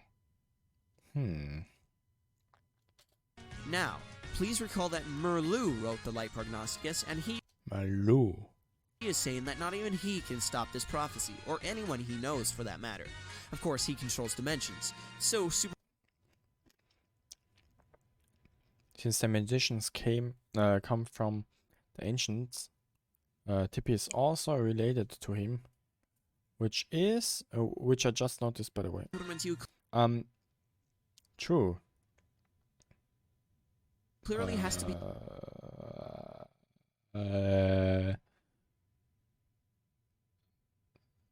So Tippy was. Tippy is not a magician, not in the bloodline of Dementio. If she were. Wait a second, Blumir is not. Wait a second. No, never mind. Never mind. You're probably right. Be beyond his reach of power, a 12th dimensional being. I mean, logic says so. Believe it or not, this is actually backed up by something else, and that something else is backed up by how the manipulation of concept of death works. The manipulation of death as a concept opens wide opportunities. With this, you can instantly both kill a target and on the contrary, make it immortal, depriving it of death's concept. In addition, you can even kill conceptually immortal beings as long as your concept is stronger than their concept. If their concept is stronger, you're screwed. Now, what would you say if I told you Queen Jadis has the power of the concepts of life and death? I would say yes, because she can let us up to the normal world again, and or keep us in the underwear. You'd call me a liar, wouldn't you? A wanker? Well, not only can she instantly kill Paper Mario in a game over, who is 11-dimensional, but she can also bring Lovey back during the post-game, even though such a NIMBY never existed, and was merely a persona of the pure heart, an illusion based to hide the pure heart from any intruder. This is actually explained in story. So the NIMBY Loveby never existed. So she has the power to both instantly kill a target and, on the contrary, make it immortal. Now, she stands no chance against Super Mentio. According to the definition itself, in order to not be able to kill someone with this power, they have a stronger concept. And I would disagree. Because it could be just a stone, paper, scissors concept. She could have no chance against Dementio, but defeat someone else because she has different weapons or whatever abilities, or is in her own what is it called? Heimvorteil, I would say. Domain. She's in her own domain. If Dementio came to her in her domain, in the underwear, I don't know if Dementio would win. Her existence is lower than Dementio's. That's true. The ancients. Yeah. But I think you get my concept. Today is a really long stream, isn't it? I mean, the stream is only now 1 hour and 35 minutes long. what's a stronger concept than higher dimension? Sorry. Functionality? Yes, it is. Merlu supports it, and JD supports Merlu. Heck, the Pure Hearts support it, as they have infinite power when in comparison to normal characters. This is all very consistent, and it provides great reasoning for why the Chaos Heart and the Pure Hearts were needed. Everything just adds up. Now that we've went over that, we know Super Mentio is a 12-dimensional being with immense power. This makes him low Hyperverse level. With that said, we can also get a grasp on Dementio's speed. Since the Void erases everything, it also erases time itself. And because the Marioverse has 11 dimensions, it also erases Super Time, the time that allows movement in axes beyond X, Y, and Z. In other words, 5-dimensional beings and higher. Since Dementio can move with the absence of such time, and by being 11-dimensional, he is naturally far transcendent of a normal space-time continuum's laws and 4-dimensional beings. This means he has immeasurable speed. Super Dementio is of course superior to this too, but don't think Dementio... Okay. I can say already, in a fight with Dementio and the Bill Cipher from Gravity Falls, in the real world, or in the world of Gravity Falls, Dementio would win. In the world of Super Paper Mario, Dementio would win. Assuming Bill already has the access to the third dimension. Immeasurable speed in power scaling means you cannot block. Or the only way you can block is armor, I guess. But you cannot react to any attack.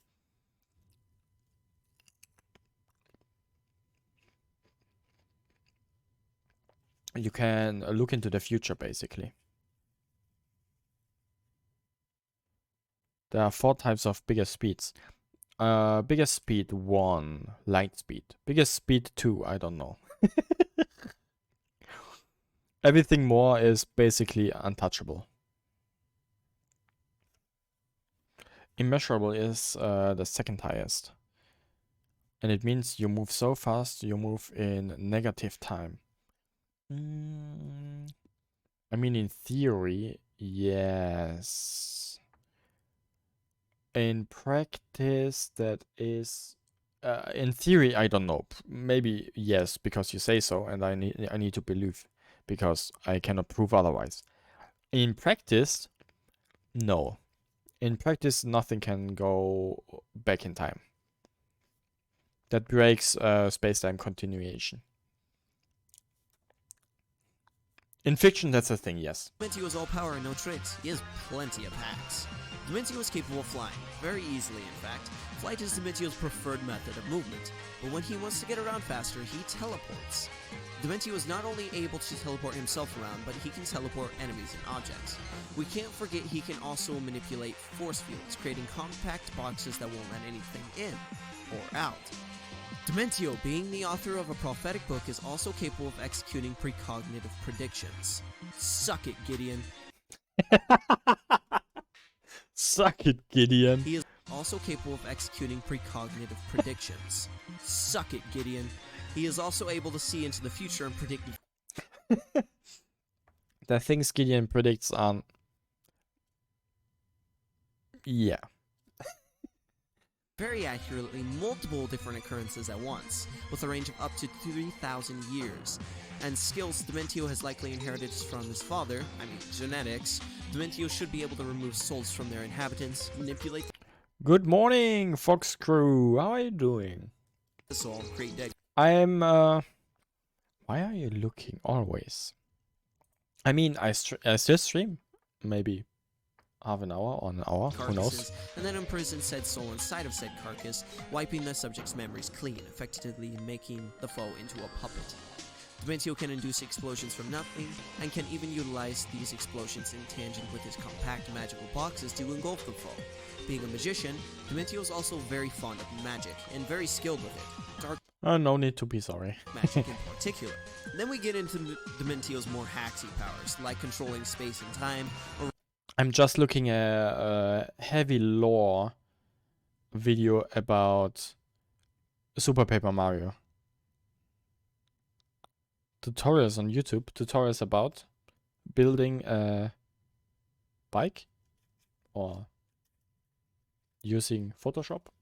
remodeling reality as he sees fit, effectively warping it. Dementio is also being a higher dimensional magician, able to manipulate mathematical dimensions themselves, and can even perform the dimensional flip, enabling him to swap between spatial dimensions. After all, he is the master of... I mean, the dimensional flip should be the easiest trick for Dementio, I guess. A game you play and how to level fast. Oh, okay.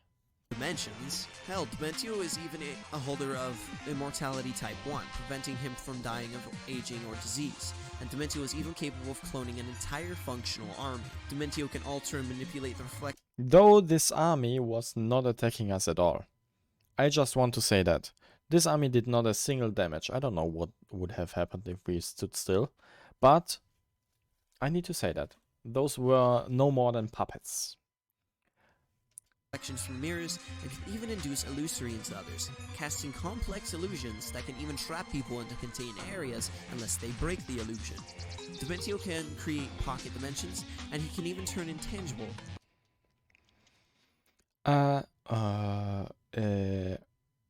If you ask that question, you need to ask the question, why did he fight us in the second chapter?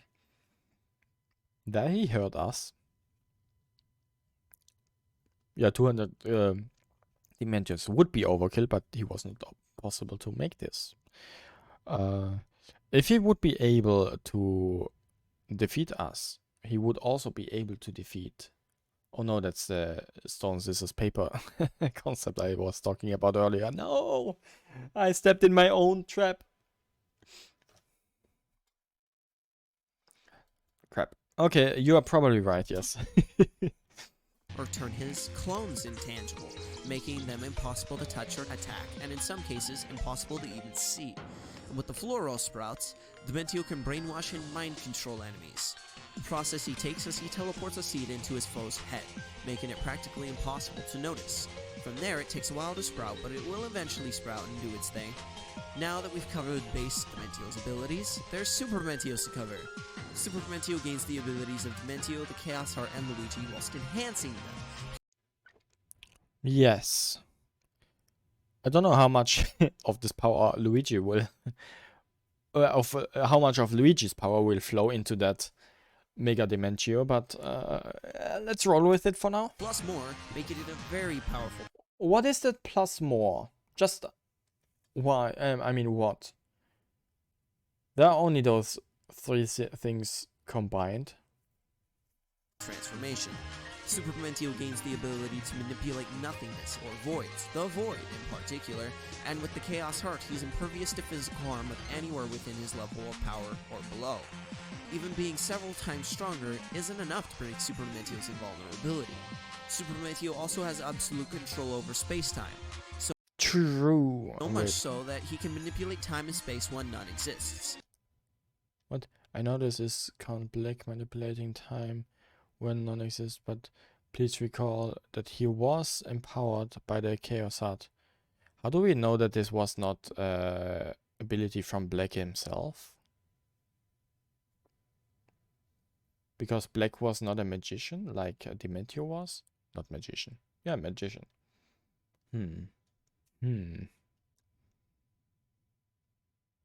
Okay, was empowered by the Chaos Heart, and that was the source of all of his powers. Super Dementio's power were extracted from Dementio and Luigi, plus the Chaos Heart. If the powers Count Black got were entirely from the Chaos Heart, there it says, if the powers Count Black got were entirely from the Chaos Heart, then naturally the guy fused with the thing is going to get the same powers, whether he choose to utilize them or not. But there is a big if. And if the power Count Black got were entirely from the Chaos Heart. Which that could throw off a debate, I think. If someone got power from something, the guy fusing with the something will too. Yeah, that is the thing. That is if. So if, okay, I'm weak. I cannot do shit. If I hold a gun in my hand and someone steals the gun from me, the gun in this example is the Chaos Heart, I'm still me, and this person is still their person and a gun. But I can shapeshift. Can this person now shapeshift because this person has the gun, aka the Chaos Heart? No. Yeah, that's all it wants to say with the if. But it acts like, but he talks like if that were a fact. I roll with it, but there is a big if. Just keep that in mind. Like the concept has been erased type of none exists. Super Dementio also has the ability to create universes, concepts, and timelines and such, as well as create life itself via his memory. Ugh. How many texts of war are there?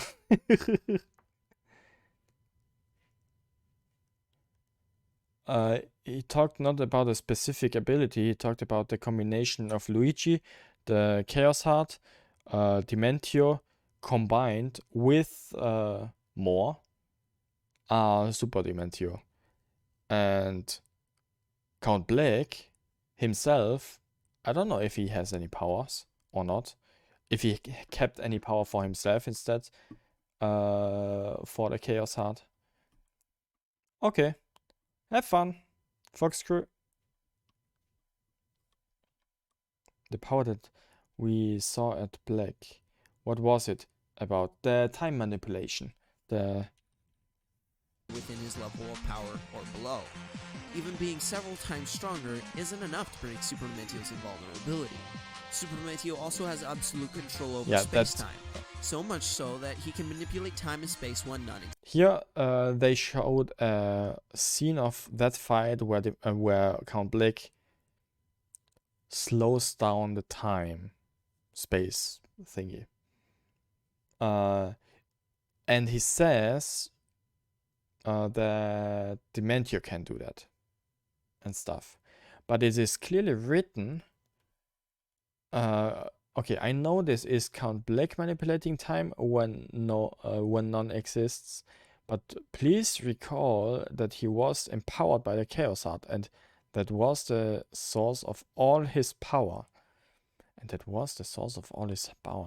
Do we know that? I mean, a lot of the power Count Blake has comes from the Chaos Heart.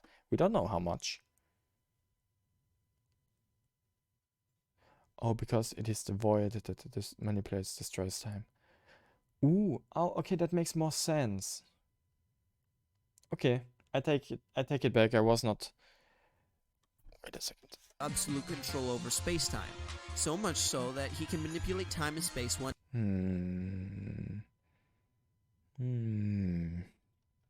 Yeah, okay. Like Luigi or Dementio in the past. To can create black holes, not to mention he is also immune to time paradoxes, to the point where if you were to try to kill Luigi or Dementio in the past to prevent Super Dementio from forming, it wouldn't work. And perhaps most broken of all, Super Dementio can resist the manipulation of concepts of life and death themselves. To add on to this, the void itself can erase the concept of anything it consumes, giving it an ability called non-existence.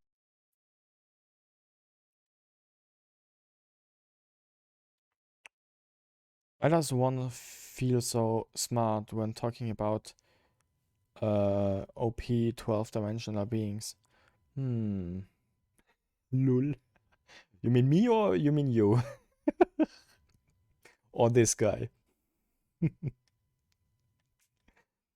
I mean, it is more than 3 dimensions, and 3 dimensions is for here where we are the most intuitive one, probably, and 12 is like 4 times the amount.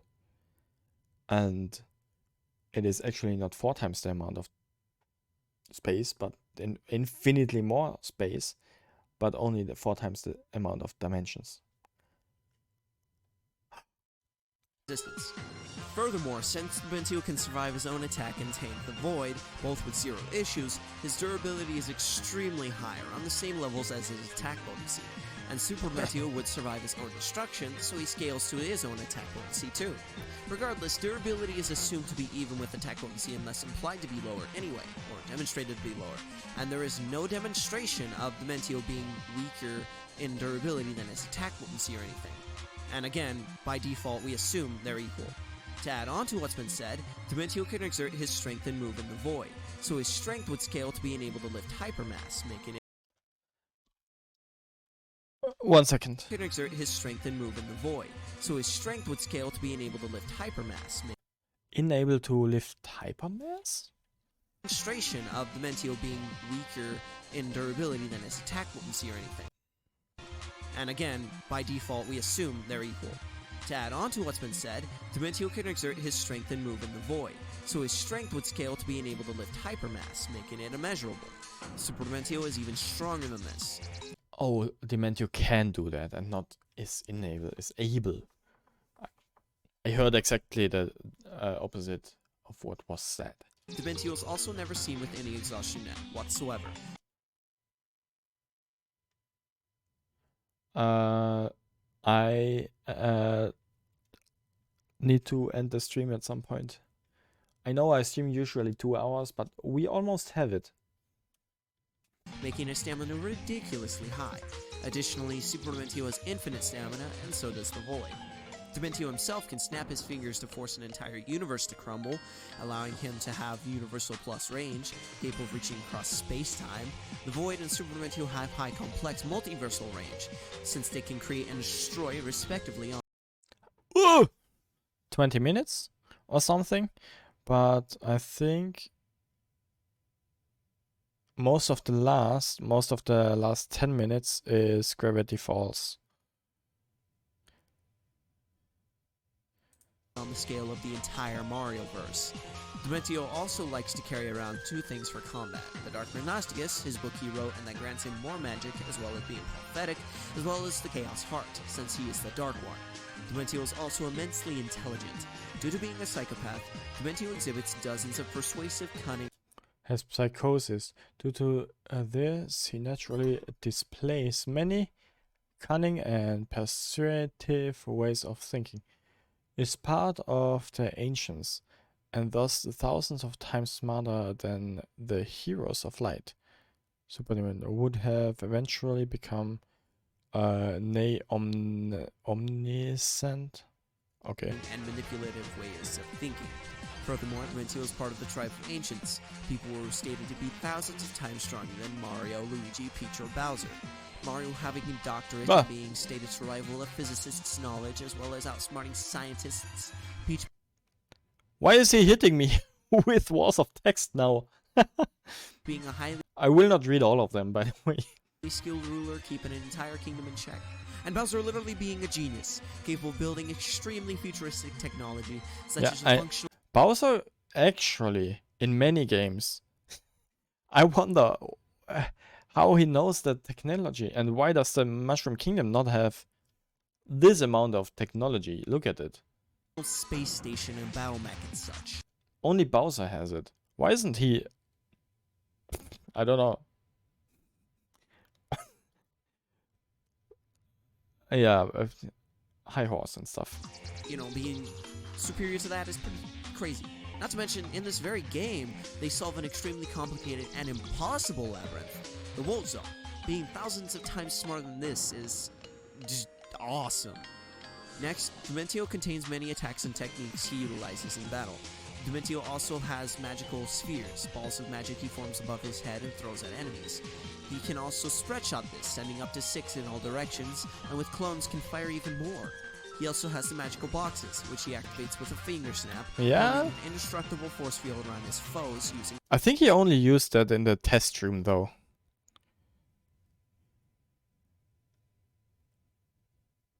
Dementio is so OP, he begins fanboying for him slowly. magic, and then snaps his fingers again, engulfing them within multiple explosions. He is also aware of how to perform the dimensional flip, allowing him to slip between spatial dimensions themselves. Finally, Dementio has an ability called Shadow. If Dementio is He killed Mr. L. killed, he can leave Yeah, probably. It comes closer to torturing than to killing. Actually. I don't know which is better, by the way. Probably torture.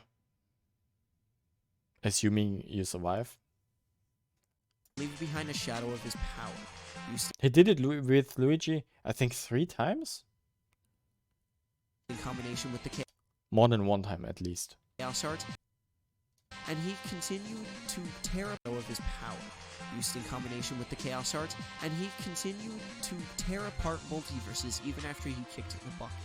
In essence, he continued to fight and possibly even kill his foes after they technically already won. making this one of his most useful techniques. Which leaves us with Super Dementio's techniques. One goes by the name of L Power. L power. Ah, okay. When he... I'm still not sure where this void... so from the game's perspective, where is this void? It is in all the dimensions, still confuses me a little bit. Chaos Heart releases a burst of power, sending both the Void and Super Dementio over their own limitations. Yeah. Ooh, I did not thought about that one. Yeah, Dementio is basically ripping apart multiple dimensions at the same time. And not only small regions of dimensions, but the whole dimensions. Super Dementio is of course capable of any technique Dementio and Luigi have as well, which ended up mixing into the Super Jump and Twirl Tackle. The former locks onto the foe, before Super Dementio launches himself unfeasibly high before crashing down with tremendous force. The latter is where Super Dementio pulls his legs and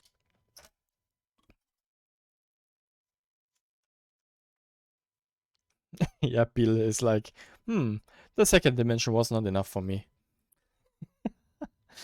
True, that is only one dimension. I mean, 1 second dimension for Bill.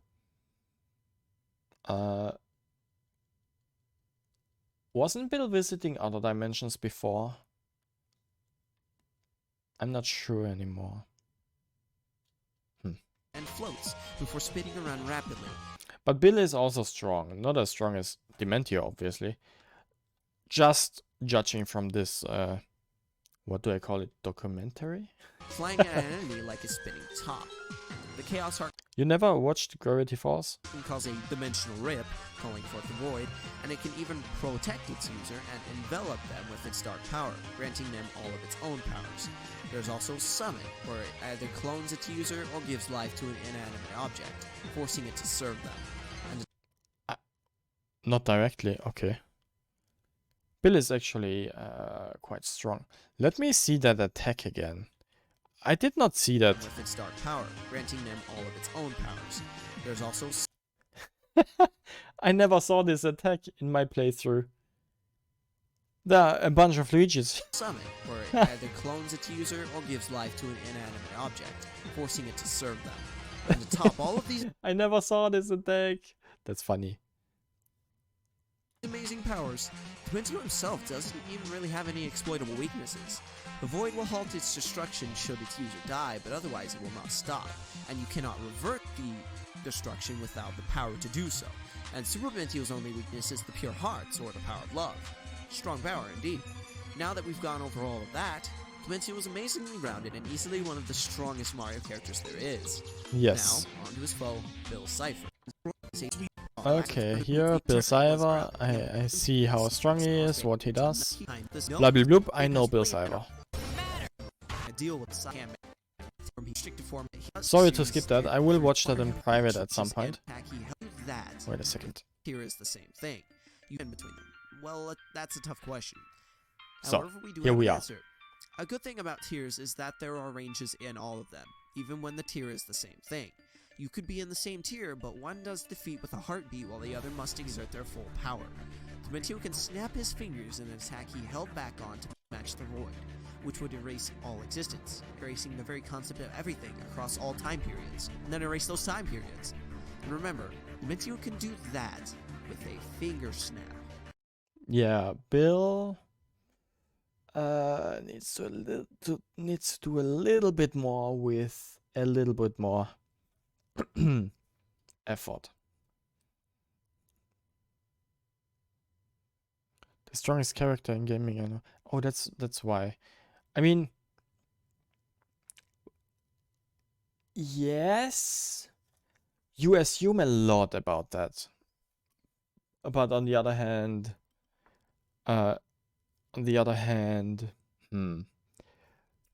any video game character can be exaggerated with logic.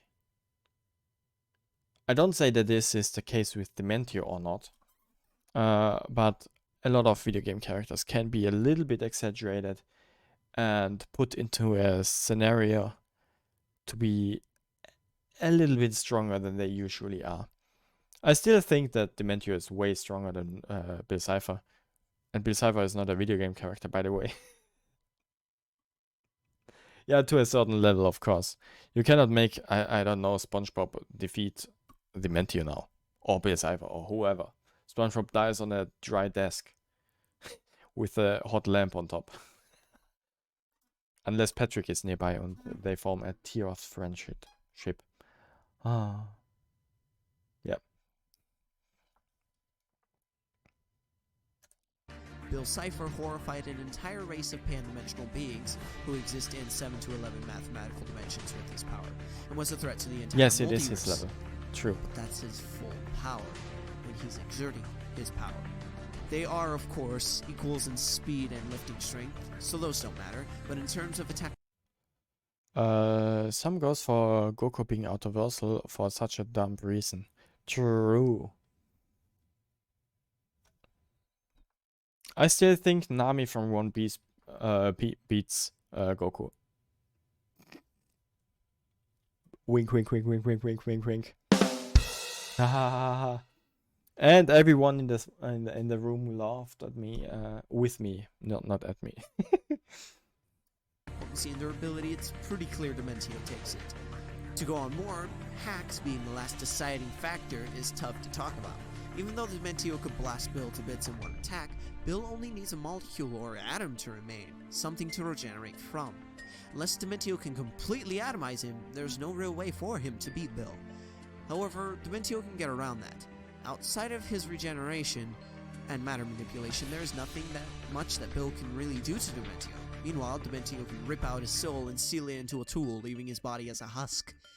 Now, we won't lie here, if Bill got his hands on Dementio, he could win by rearranging and destroying him molecule by molecule. Matter manipulation bypasses conventional durability. However, Dementio wouldn't let such a thing happen. On a physical perspective and magic's perspective thingy, I think Dementio wins. But you know how long Bill waits? More than 3,000 years. Bill is also a very, very smart guy. I think, on the right circumstances, Bill can outsmart Dementio and destroy them that way.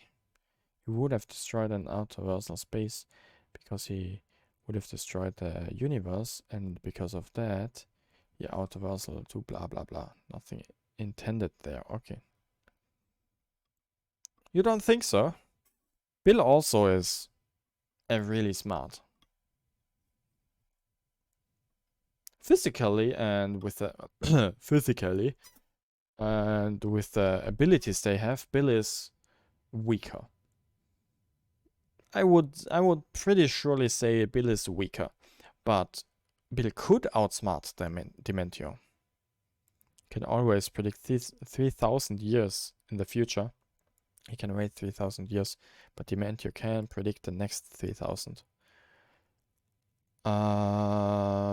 Why didn't he predict then that this will end so? Why did Dementio did not predict it? Or was Dementio okay with that ending? Where Dementio got beaten by Mario and Luigi and stuff.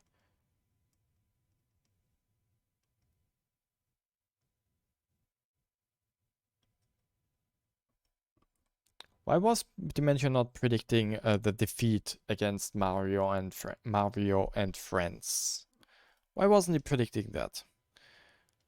And why would Bill not be able to do also a timing thing? Only the 4 heroes can stop him and break his prophecy. Yeah, but in another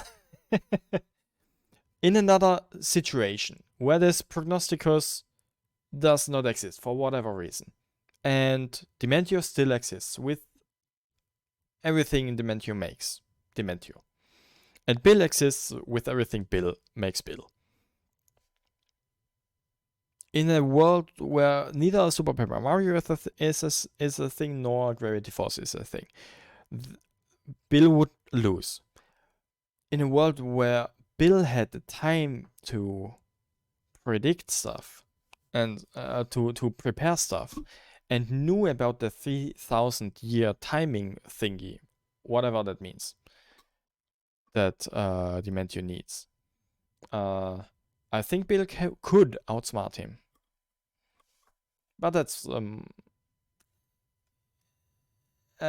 because Bill has more time. Dementio is like 3,000 years old, or the plan is like 3,000 years old. Bill is millions of years old. And due to his precognition, he can predict accurately thousands. Bill doesn't predict once 3,000 years again. Yeah, that's the thing. If Dementio does not suspect anything, so he has no reason to predict the future, he will not do that. So Bill plays nice guy until Dementio's 3,000 years are over, or the prediction time, whatever. And Dementio is not looking to the future because he has no reason to. Bill could outsmart him. I think. Of years into the future. There's literally nothing Bill can do without Dementio already. I have no idea.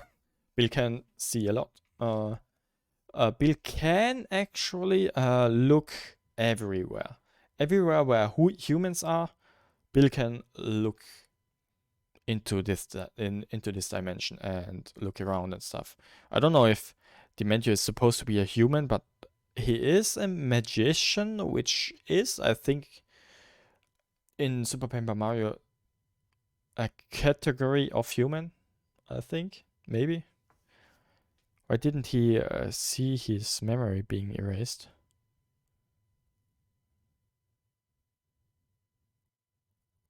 He did not see his memory being erased because he was distracted. He was chasing the other two children, Bill. Bill was chasing the two children, and Stan got his memory erased. So Bill was distracted. He was impatient. That is his problem. Yeah, okay. I think we are... Let me watch the video. Already knowing about it. He would already know about this whole fight 1,000 years before it. What? Matter manipulation bypasses conventional durability. However, Dementio wouldn't let such a thing happen due to his precognition. He can predict accurately thousands of years into the future. There's literally nothing Bill can do without Dementio already knowing about it. He would already know about this whole fight 1,000 years before it.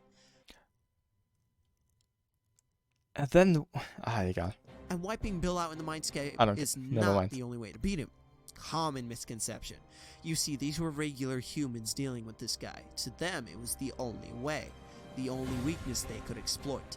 In this fight, Bill is up against someone of his own caliber. Regardless, if you were to go that way, the floral sprouts wipe memories, and by stealing and sealing Bill's soul into a pixel vessel, he'd lose all previous memories of his life. So Dementio does have a way to erase memories, which is the way Bill was defeated. There is simply too much pointing against Bill in this category, so we're forced to give it to Dementio. And while Bill Cipher does take the advantage of stamina and range, practically all other categories fall out from there. Dementio is easily smarter, more versatile, and has more at his disposal. This is without talking about the Chaos Heart and Super Dementio too. Super Dementio is infinitely stronger than Bill Cipher's unrestricted power, and he's far more hacks. But Dementio doesn't need those two things to win this. Bill has his chances, yes, but Dementio has far more, and has counters to those chances of Bill's. But the same can't be said for the other way around. Bill stops time, but he's fighting someone unbound by time. He reality warps, and Dementio reality warps it back. He goes in for the kill, and Dementio predicts and avoids it. Yeah. This all might be the case if Dementio suspects anything and watches into the future. I kind of want to disagree because I like Bill and the whole series of Gravity Falls. But he's right. Bill would lose, even though I would like him to win. Egal. Now the other way around. Dementio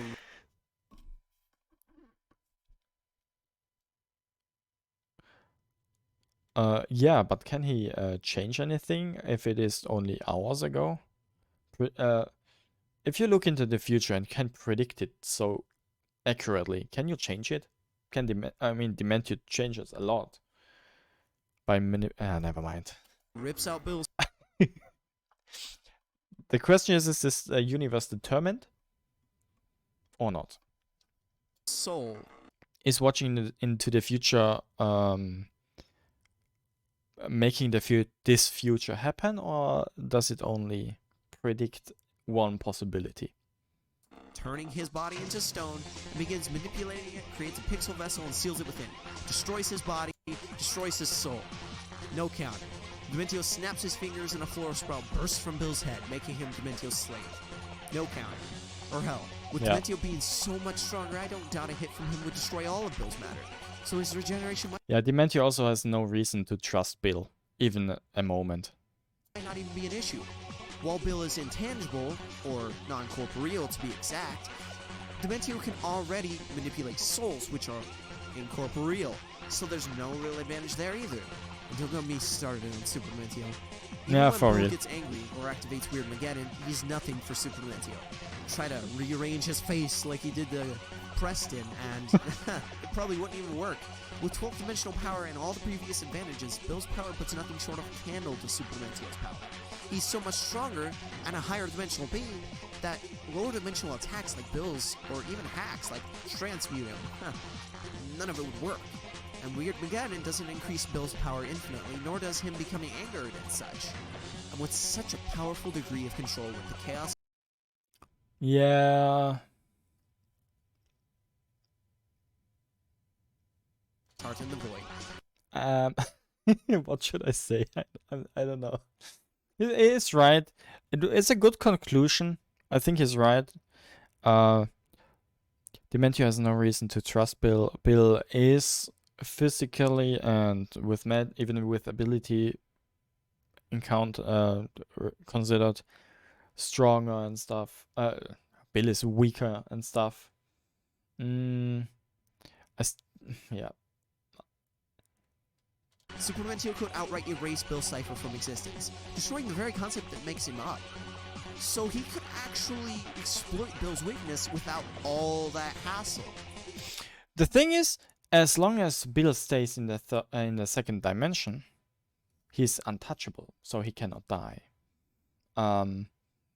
Because he can just go to the next second dimension or into the dreams of others. No. With that covered, True. Dementio has like 12 dimensions or something. True.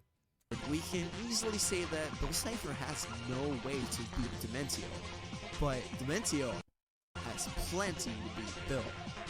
The winner is Dementio, the Dimensional Jester. Why did he make that video if he made it so obvious that Dementio wins? It's like, who wins? An ant or an anteater? Depends on how good the ant can hide, right?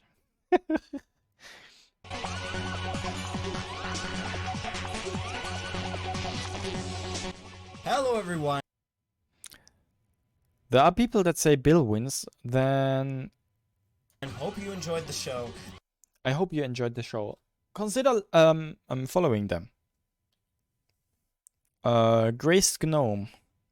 Follow them on YouTube and or at least give their video a watch. Okay? Okay. I think that is done for now. Why are all my picture frames? Why are all my chat frames shifted to the top? Okay, that works again. Good. You went really in depth with everything. Yes, I will probably watch this video tomorrow again just to look at the Bill side for myself. But I need to I need to end the stream at some point. I mean, I'm already live like 2 hours and 15 minutes. That's... Look at that time. I'm joking.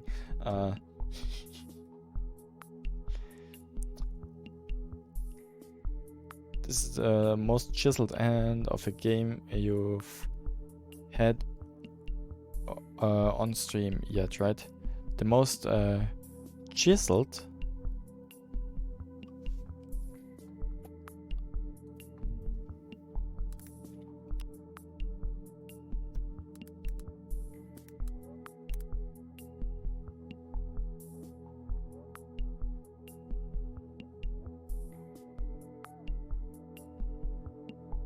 Chiseled. Gemeißelt.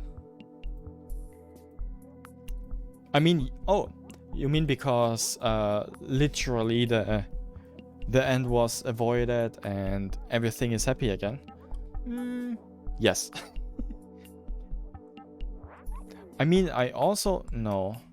I played Celeste, but Madeleine can already still hike the mountain again or something. Here in this game, it is the end. What no? I really enjoyed the game, but I will end the stream now. So I will do my advertisement for my Instagram and Twitter again, and then end the stream. Probably in the next 2 minutes. Gemeißelt in terms of game's end was already a statue made from a rock, and the videos made it to a real human form. Ah, yeah. The videos really gave it roundness. Made my mind a little clearer about the whole connections between characters, between the villains and a bunch of other stuff. True. That is true. And on the other hand, the game really ended like, oh, the main villain and Tippy sacrificed themselves, and the game is over because, bam, the Chaos Heart is no more. Oh, by the way, I managed to get over 3 average viewers in the last 30 days. The only thing I need now is 50 followers. Woo! Just saying.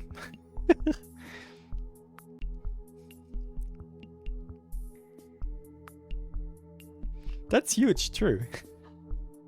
7 more people! I can do it! I can do it! Give me 2 weeks. Maybe longer, who knows. Depends on how many people follow. I will post, so I start now. Okay, please don't distract me again. I will stream tomorrow again.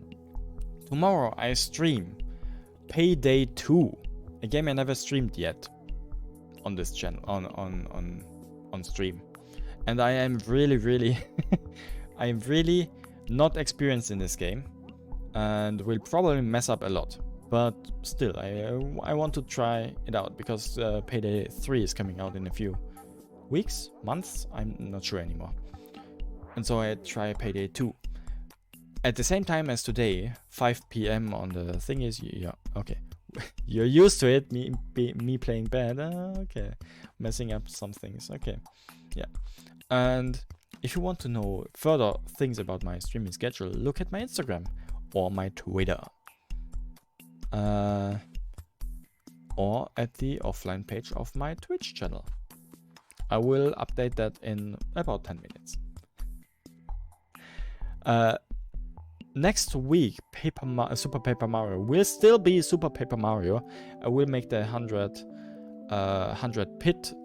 deep pit challenges from Flipside and Flopside, and that will probably be the last Super Paper Mario stream here on that I make here. Chapter 8-3, but no chapter 6. I'm not sure. I will concentrate next week on the 100 deep pits. And yeah, that's it. I hope you enjoyed the stream. I really hope everyone enjoyed it. I will leave it now. I hope you have a great start into the next week. And I hope we see us again at some point. Until then, have a great time. Stay hydrated, I guess. Though it is not that hot anymore. Bye bye.